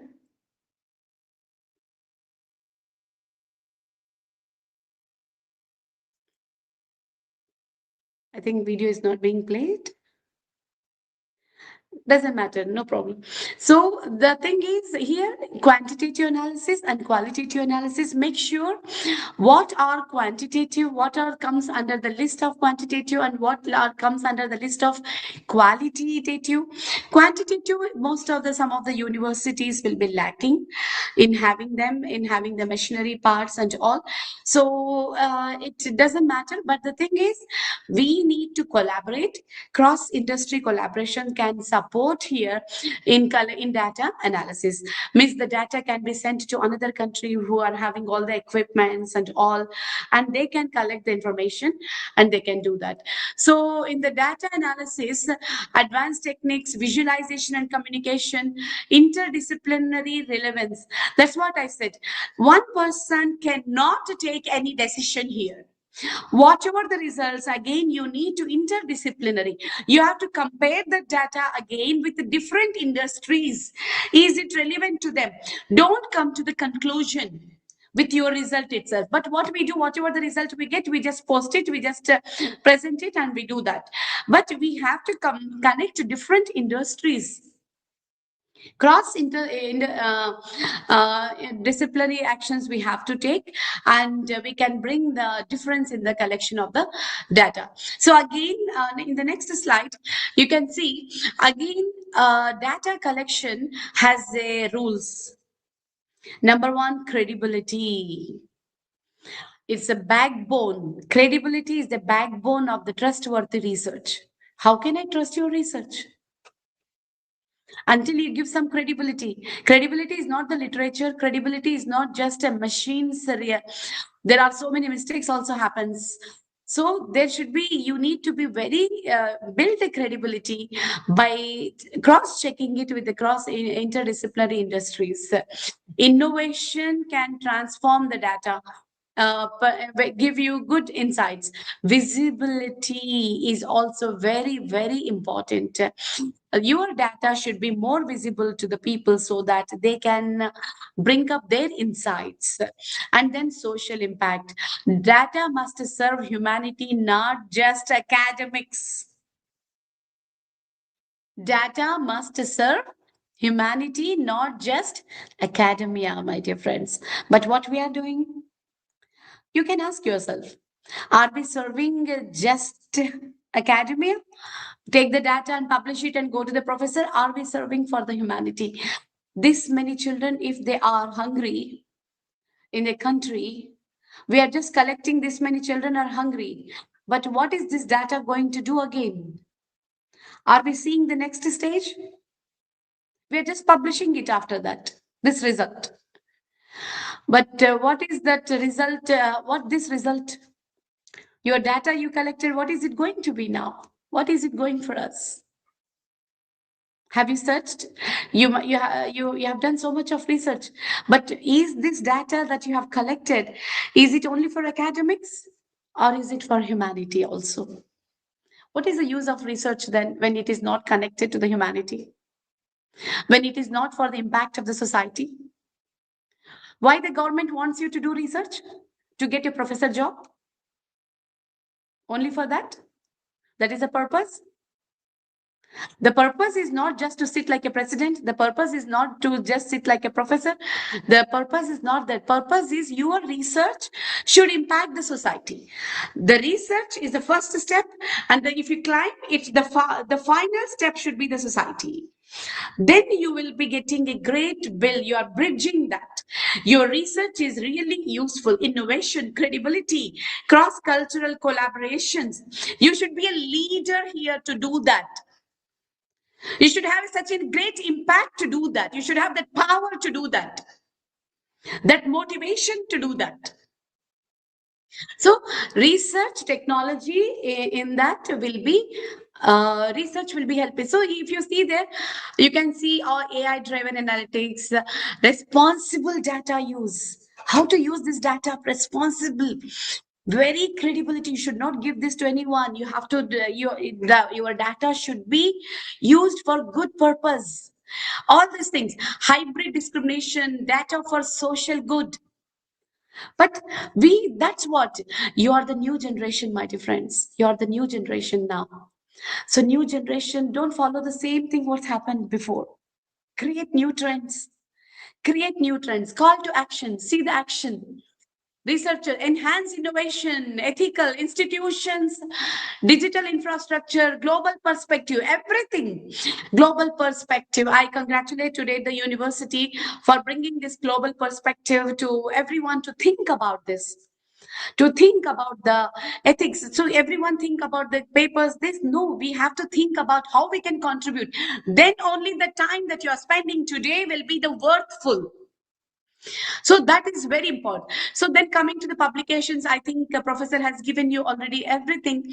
What are the strategies, what kind of papers and everything. So first thing, what I say in publication, integrity. Publication is like integrity. It's what you have done, you are showing to the world. You are showing your mirror to the world. So don't show it only for academics. Show it in such a way that you can influence somebody who is new to this journey. So show it in high impact journals. It's not necessary that if you are featured in Scopus, otherwise my research is of no value. If Scopus is not taking you, doesn't matter. You go yourself to every home and impact them with your research. Impact the people. Now we are living in the world where one small thing, even your social media can become your Scopus. You don't need to be published in Scopus to become famous. You generate your ideas, your data, your everything through social media, your research, spread it to everyone. What cause you have done, why you have done, how it happened. The Scopus will come to you. Scopus may time, Sprinkler may take time. So don't depend on the trademarks. Depend on your vision. Your vision, your this. And then ethics publication is the most important. Do not submit the same work. Don't believe in the ghost means sharing the people. I'm also one of the victim. My work was published by somebody when I was not there in India. I was in Oman. Somebody took my research.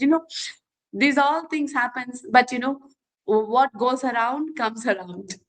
So if people try to do something wrong, it goes wrong to them only. So nothing to worry, but integrity, honesty. These are all the friends of research. Consistency, determination, dedication. If you are ready for this, then only do the research. Otherwise, social responsibility. If you don't have social impact, social responsibility, don't do it. No use, it's waste of time. Just you will end up with something and you will. Life is not just to become only a professor or something. Life is to create an impact. Life is to create an influence. A short life, my dear friends. Before I end, I want to tell to everyone the last slide, thank you slide. You can go to my social media, Dr. Shama Hussain, Dr. Shama Hussain. I didn't put any details of mine, but one mail ID is there. If you want, you can connect me. But I want to tell you, short life. I want to tell you one more thing. Leadership don't have career. It have a vision. Leadership don't have career. It have a vision. And that vision will change the world. That vision will change the world. Don't compromise on small things, just publishing papers, this, doing that. Think large, extra large. Not just think big. Think big is old. Think impossible is old. My dear friends, build in that way. And you see, you will, I'm sorry, I think I took much of the time, but please give a new definition to the research. This is my request to everyone. Give a new definition to the research. Give a new value to the research. You're not buying iPhone. People spend too much of money on iPhone, not for the value. They are buying it for value, status, no virus. So value is important, my dear friends. Value. Nelson Mandela gave value, right? He did research on the people, how to support them, how to do them. Martin Luther King, what? He did research on the people's problems. He thought of social impact. Everybody is a researcher, but they end up in the middle. That's it. Be a leader always, not a follower. and you'll do that. My best wishes to all of you, and congratulations to the whole team. Congratulations, Professor. Thank you so much for. I felt very happy to listening to every one of you, and all of you, all the wonderful audience listening. Thank you so much again.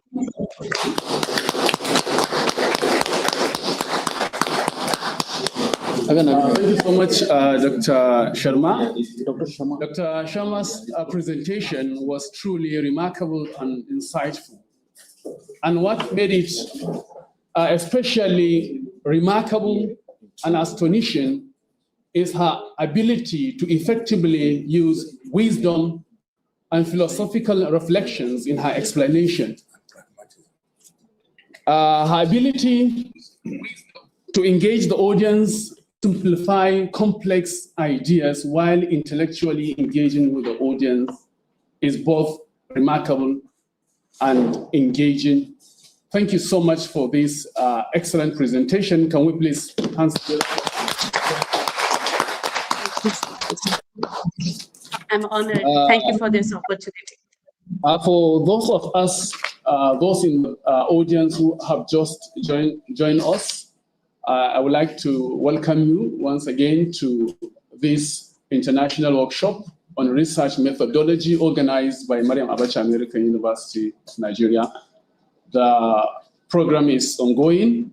We are now moving to the next item on our agenda, which is a question and answer session. But before then, I would like to use this opportunity to recognize the presence of some important personalities from Maryam Abacha American University of Nigeria. We have the honor to introduce the Dean of the School of Postgraduate Studies, the person of Dr. Professor Ahmad Ibrahim Megari. He is here with us. We also have in our midst here the Vice President, Campus Life, Dr. Hamza Garba.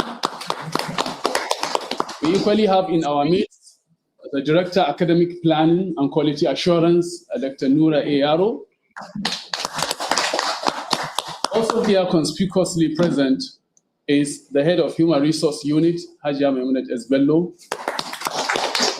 and many other professors from the university. So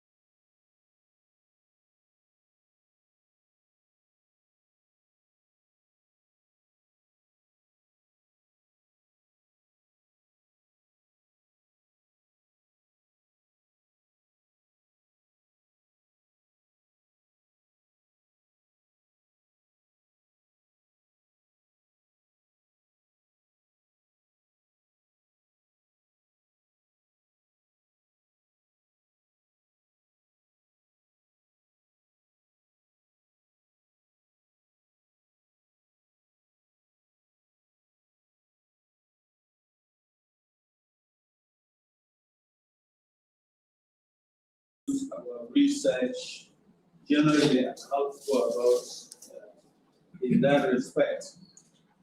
Mine is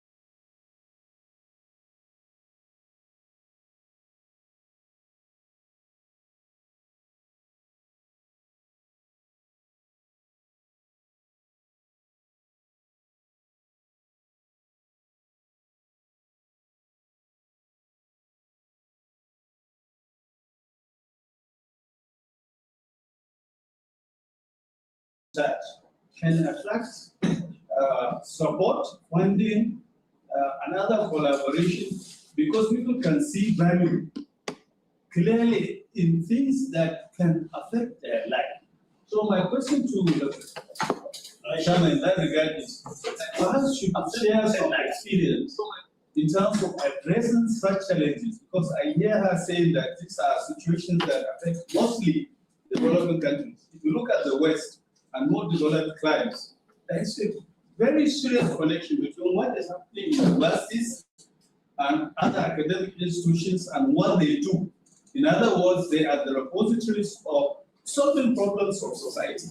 But if the emphasis is just to produce and do paperwork and get it published, and that's the end of the story, that is not going to take us far in terms of contextualizing research in modern society and making the impact. So I would like Dr. Shama to perhaps share how can we address such issues in the context of developing society. Because in other, like she said, Western climes, there's always a connection.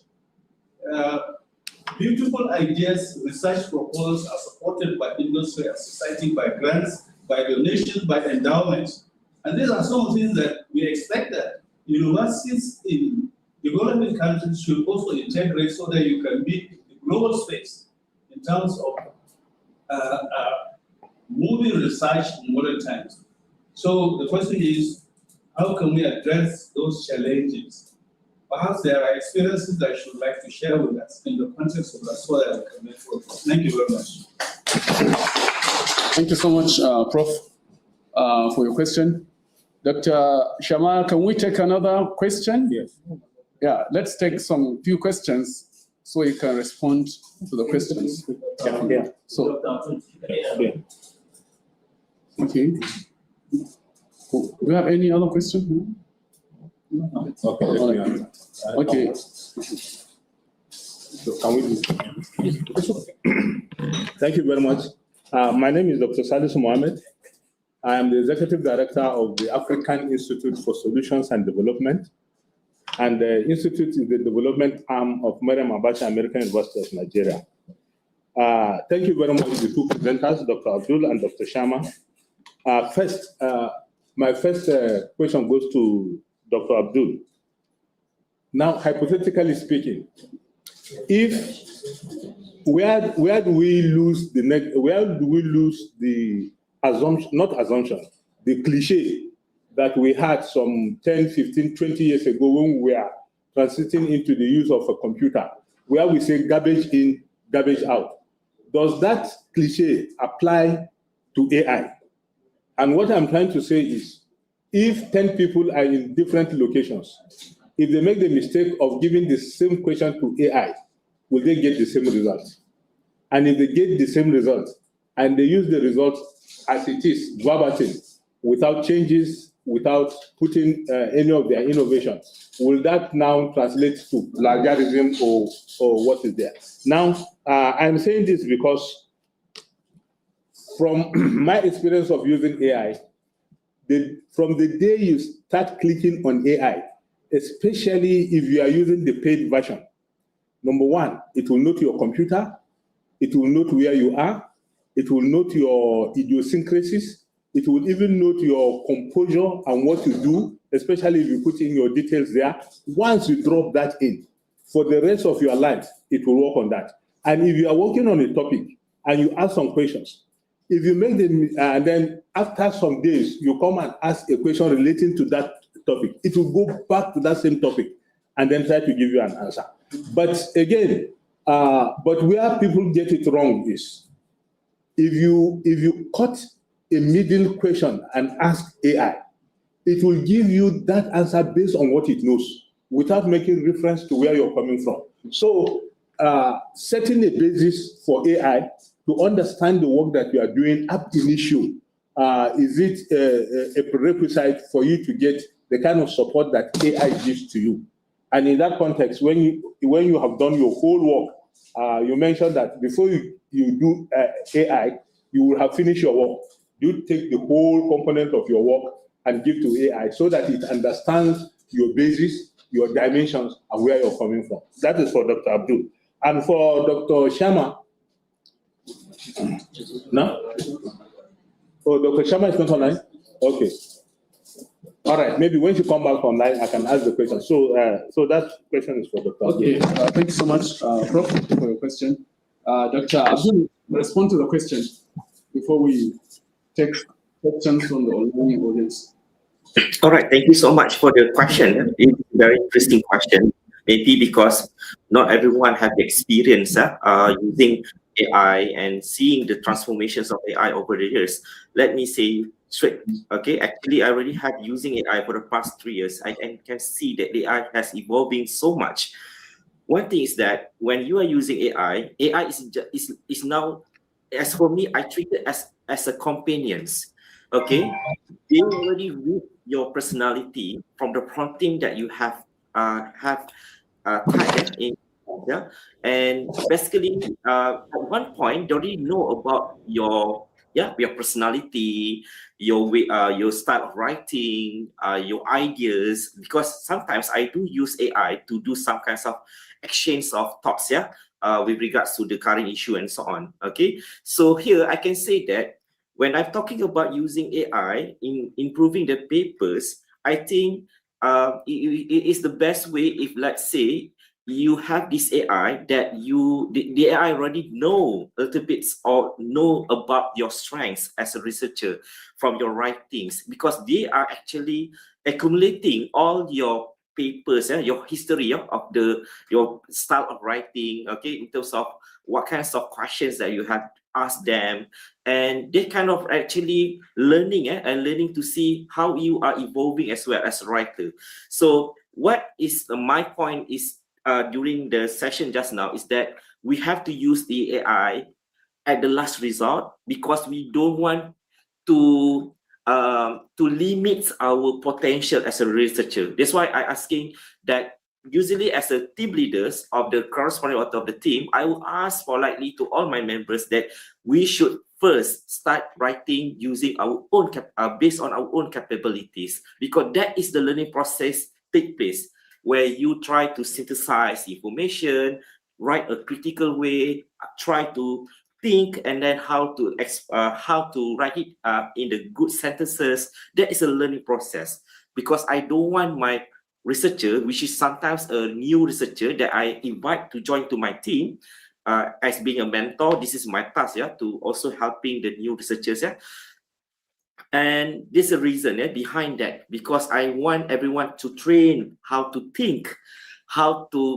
critically, okay, and how to write well and so on. So at the later stage, at the last stage, then we can actually use AI. But for your information, when all my research partner contribute their part to me, the one that utilize the AI is I'm the only one that utilize AI to improve all the sections. Why this thing happened? Because as I said, because in the past 3 years, when I'm using AI, I think that the AI already know my characteristic. When I upload my CV, when I upload my details, they know what is my style of writing, my strength, and so on. And they know, that's why even the tones of suggestion, the new sentences and new line is fit to my background as international economics lecturers. So this is what I felt when I use AI. I can feel that this AI already know my personality. Okay, even I don't have to ask, okay, treat yourself as a Q1 reviewer. No, they already know, because they already have the history. So meaning that they have accumulated all the questions that we in the past 2 years, and end up the AI is becoming my companion. But using responsibility is very important, meaning that we don't have to use every single suggestion suggested by the AI. This is the process that we have to trim. We have to see what are the points that is actually good, what is not good enough, or maybe some is not. As I said, we have to use responsibly, meaning that we don't have to agree with everything that AI suggested to you. Okay, so this is the process. I want that the researcher having this process, even when in the class, at the early semesters of the semesters, usually I will say to my student that I don't have the problem for the student to use AI for the assignment. But as a lecturer in the class, it's my obligation to share how to use the AI in the right manner, in the right way, ethically, and so on. That is our duty as a researcher. Okay, because at the end, we want to emphasize to the student, okay, that you might have a very perfect assignment writing with perfect tenses and so on. But if you use AI without integrity or responsibility, you are not learning anything. So this is the, as I said, we always go for imperfection first. We don't go for the perfection. And AI is just a tool to make everything much more clarified, much more justified. Because this is the strategy so that the editor, when they first come, when they say the paper, when they see the paper, oh, okay, this researcher is good. They're able to address all the things, facts, maturely. Sometimes as a novice researcher, we might not be able to address or writing it maturely. This is how the AI will help you, slightly improving part of it.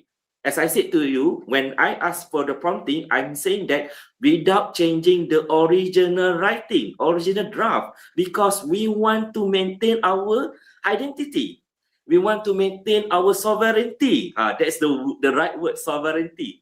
Okay, because we don't want, at the end, when the paper published, it's like we felt nothing. We're not feeling satisfied at all because all is AI generated. That is not the reason of why we are doing research. We are doing research because we go through the process, although it's a difficult one, but at least we cannot also deny, okay, the use of AI to help to polish our paper, to help to polish our writing. So if you deny it, you are left behind because AI is there. But how to use it responsibly and integrity, then you can utilize it. You can actually, from that point, you can, as I said, with the right strategy, I already shared something based on my own experience. Because of this right strategy that I use, I managed to publish more rapidly in the very good journals. And again, publishing is not the only, or how I said it, is your destination, the last destination. You publish a paper in the good paper, you cannot deny. This is because that you want to build your own reputation first. You want to show to the world this is your area of specialization. People start to realize your name. You are publishing a lot in this area of studies. But as I said, if you when we are talking about being a researcher, it's not enough to be a researcher that publish only for academia.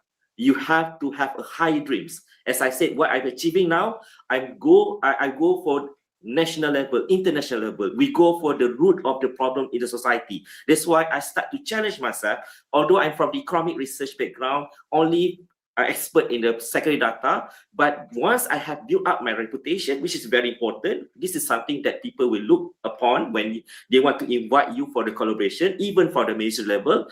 But at that time, I start to open my mind that research should not be limited to only your area of study. You should cross field. You should learn the primary data analysis as well.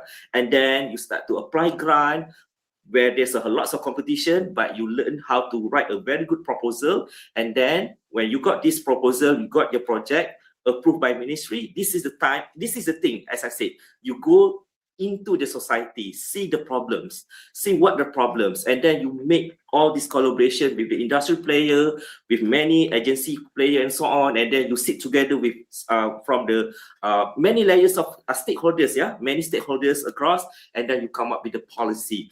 As I say, I think that is the best thing ever when your report is being published, being recognized by the ministry. Yes, you have done something well for the nation. I think that is the best goal. From being an ambitious researcher, okay, to publishing in your own academics, okay, for your field. But later on, if you keep on growing your passion, you will reach this state where you now are producing paper, policy for the country, even for the other country that need your expertise. I think this is the things that I had go through. I'm sure that I'm going through this process, growing my talent and also contributing more to the society in the next 18 years of my services. I'm sure that it will be very, as I said, what I want to simplify, live your life to the fullest. By the end of your career as a researcher, this is something that you want to recall back. What is your contribution to the students? to the university, to the society, to the country. So then you have the very happy life, yeah, after your retirement. I think that's all from me.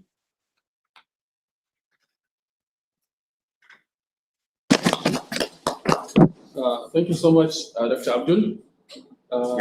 Just like as I said earlier, we are going to take a few questions from the online participants. The first question says, what specific aspect of methodology could AI be applied and be permissible by the journals? Okay, let me answer the question. Okay, for the methodology, I never use AI to do the methodology part. Okay, this is very serious questions, yeah. So you cannot rely AI to do the methodology part. Methodology, you have to learn, you have to seek knowledge from many gurus, you have to learn all the rule of thumb, you know how to do the analysis, learn from many peoples and so on, master it, know the process, okay, and then run the analysis by your own and so on, and then display the result. That is very important. But what about the use of AI? The AI maybe can use in terms of like helping you to justify in, like for example, when you build up the econometric models, you have all the independent variable and dependent variable. You want to explain the explanation of the relationship between IV1 to DV and so on, and then there must be some justification on that. So maybe some of this relationship is not something based on the theories. Following the theories, maybe they have against the theories. So this is how you use AI. Maybe you can brainstorm the ideas, asking the AI, okay, why this IV have the negative relationship with the DV? Why is not the positive as usual? In the context of this country, in the context of this culture, what are the reason? So this is how I use the AI, just to get some ideas and justifications, so that I can defend, okay, the outcomes in the discussion part. But using AI for the methodology is a big no. Okay, even in the words of supervision, okay, when you pursue your master or PhD, as an examiner, I already examined more than 50 theses around the world from many countries. I always check the methodology. Is it seems like AI generated or AI dependent AI too much? Because you see, if the scholars are relying AI on the methodology part, you are ruined.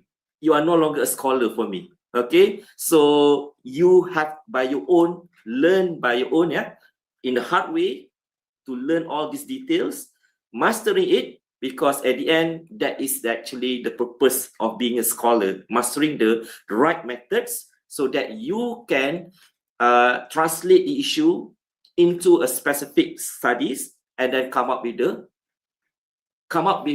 responsive policies, to the nations. That's my answer. Thank you so much, sir. Before I take the next question, I would like to announce to our participants that we are supposed to have 3 speakers for this workshop, but our last speaker, Dr. Gulsum, has sent her apology for not being able to join us because she is attending to a matter of a pressing concern. She couldn't be here. So this should be our last speaker. So we only ended up having 2 presentations. Okay. So the next online question says, for this, please provide the names of some journals that offer 0 fee for publication. So what are those journals that requires nothing to publish? There's 1,000 journals available from the well-known publisher, from Elsevier, from Springer, from Wiley, from Emerald. There's a lot. Okay, I think maybe you are not very familiar with the norms of publishing. Okay, so what I addressed to you just now. Okay, the term. Okay, like for example, from my slide, when they mention hybrid. Okay, hybrid means that they're offering open access and subscription. So this subscription, the university have to pay. Okay, and then they can read the paper. The students from UC can read the paper, and this subscription is closed access, and there will be no fees when you choose subscription. But when you choose open access, of course, okay, you have to pay 2,000 for the sake of opening your paper to everyone, so everyone can read. And of course, here there is a pro and cons. I can see that those who go for open access, their citation is rapidly higher as compared to the closed one. But be realistic. Okay, as for me, I don't want to come up with my own money to pay for the APC. So what you need to learn here is that to get familiar. Okay, like Elsevier, when you submit your paper to Elsevier, okay, so usually they will ask you, either you want to go for open access or to go for subscription in the early stage when you submit the paper. As compared to Springer, you just choose a hybrid one, not open access. If they mention only open access, meaning that if you submit your paper to this journal, yes, you have to pay when your paper is accepted. But when you submit to hybrid category, okay, for the Springer one, there is no item in the submission that actually ask you either you want to publish APC or without APC. Because for Springer, they will only ask you after your paper is accepted. So you see, different publishers have different style, different way. Okay, to ask about the APC and so on. And please don't be afraid. Okay, just take your time, try to utilize. Okay, later on you get my slide. Yeah, you can start from Springer Nature because I promoting Springer Nature because they are quite fast and there's a lots of free journal, Scopus Q1 and so on, and even fast response from the editor, fast also in terms of from submission to publication, about 4 to 5 months based on my experience. Please explore that journal. Use the Springer Journal Finder. You look into my slide because I show you very detailed, step by step, how to submit paper to Springer, the one that without any payment, APC. I hope this will help you a lot, yeah, to get yourself very clear that actually there's thousands of journals are free outside there. Okay. Okay, thank you so much, sir. The last question. Yes.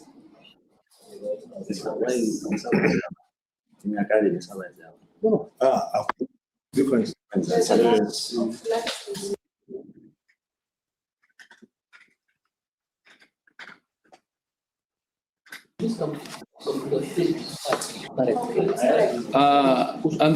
And the last question is, it says, which is more challenging to conduct, qualitative or quantitative research, and why? Okay, through this meeting, all right, quantitative is really technical, where you have to learn the step-by-step, the analysis and so on. You have to mastering the software, you have to attend the classes, the workshop and so on. Yes, you need this deep levels of understanding. But nowadays, there's a lots of guru that you can find in YouTube. There's a lots of people willing to teach you how to run the PLS, for example, how to run the regression, how to run this and that. You can learn freely outside there, and there's so many people willing to share the knowledge. Meanwhile, qualitative is very interesting because it is like very fundamental. And usually at the national level of policy making, you will adopt the qualitative study. Okay, as for me, I'm using secondary data. That is much more for my paper in my own field of study, which is economics, for academics paper. But I apply qualitative. What examples of qualitative? You have focus group discussion. You have you come up with thematic analysis. This is the kinds of techniques that you need if you want to go for higher levels of research, where you propose a policy, where you have to determine who are the stakeholders, what kinds of question, issue, and so on. So basically, they have different purpose, different levels of arrangements. Where, as I said, maybe for the qualitative, if you are from the quantitative backgrounds, you apply the qualitative if you go for above, beyond the academia worlds, where you do research for the nation. Okay, but for the quantitative is something that you have to master so that you can produce your paper in the good journal, in the high-tier journal. So therefore, both are important. I'm not saying which one is much more difficult here, because as for me, you need to feel the enjoyment, and you need to feel the the feelings of fun, yeah, doing these two types of research, these two types of research, and you will learn a lot, since that usually in these high skills of research, you will collaborate with many different sort of people or researchers from different background. You sit together from industry, from agency, and so on. Then you learn more and more. So again, both quantitative and qualitative, I don't rank in terms of difficulty. They have different purposes. However, both are enjoyable, and you should open your heart to learn both methods. Being a researcher, meaning that you have to learn, willing to learn more and more. That's all from me. Thank you so much. With the Moses question, we have come to the end of the question and answer session. All right. I would like to move to the next item, which is the last one. I'd like to invite the Vice President Administration, Dr. Habib Awais Abubakar, for his closing remarks and vote of thanks. Thank you so much. Okay, thank you very much, Hayatuddin. Once again, please, let's celebrate these three excellent speakers. Dr. Abdul Rahim, Ridzuan, you have given us a very, very exciting and comprehensive discussion on how to publish in high-impact journal, as well as attract grant. This is indeed an inspiring and excellent presentation. We sincerely appreciate your contribution, and I believe the audience have learned a lot from your wealth of experience. Equally, we would like to say that Dr. Shama has done justice to the topic. She has given us her perception, and indeed, of course, the perception of many, that research is a global transformation. This is also an excellent presentation.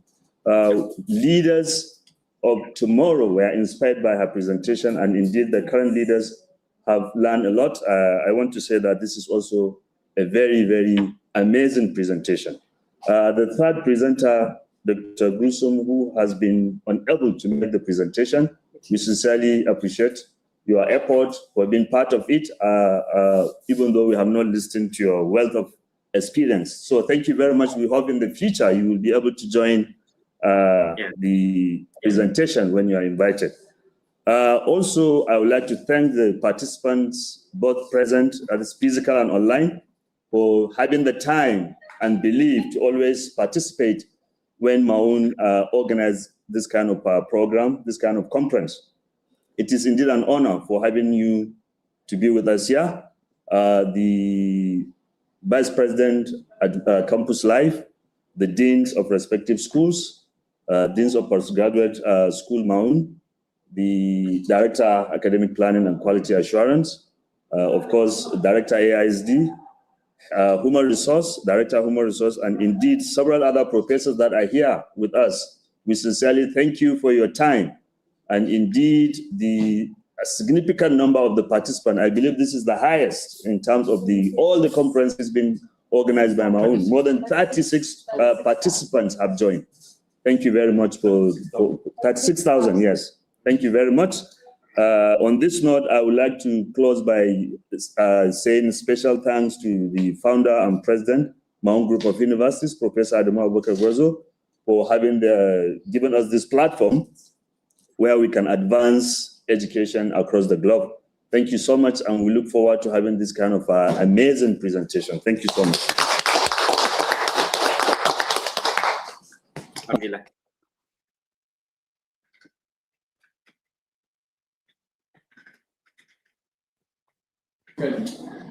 Thank you so much, Sas. Have a nice day. Thank you.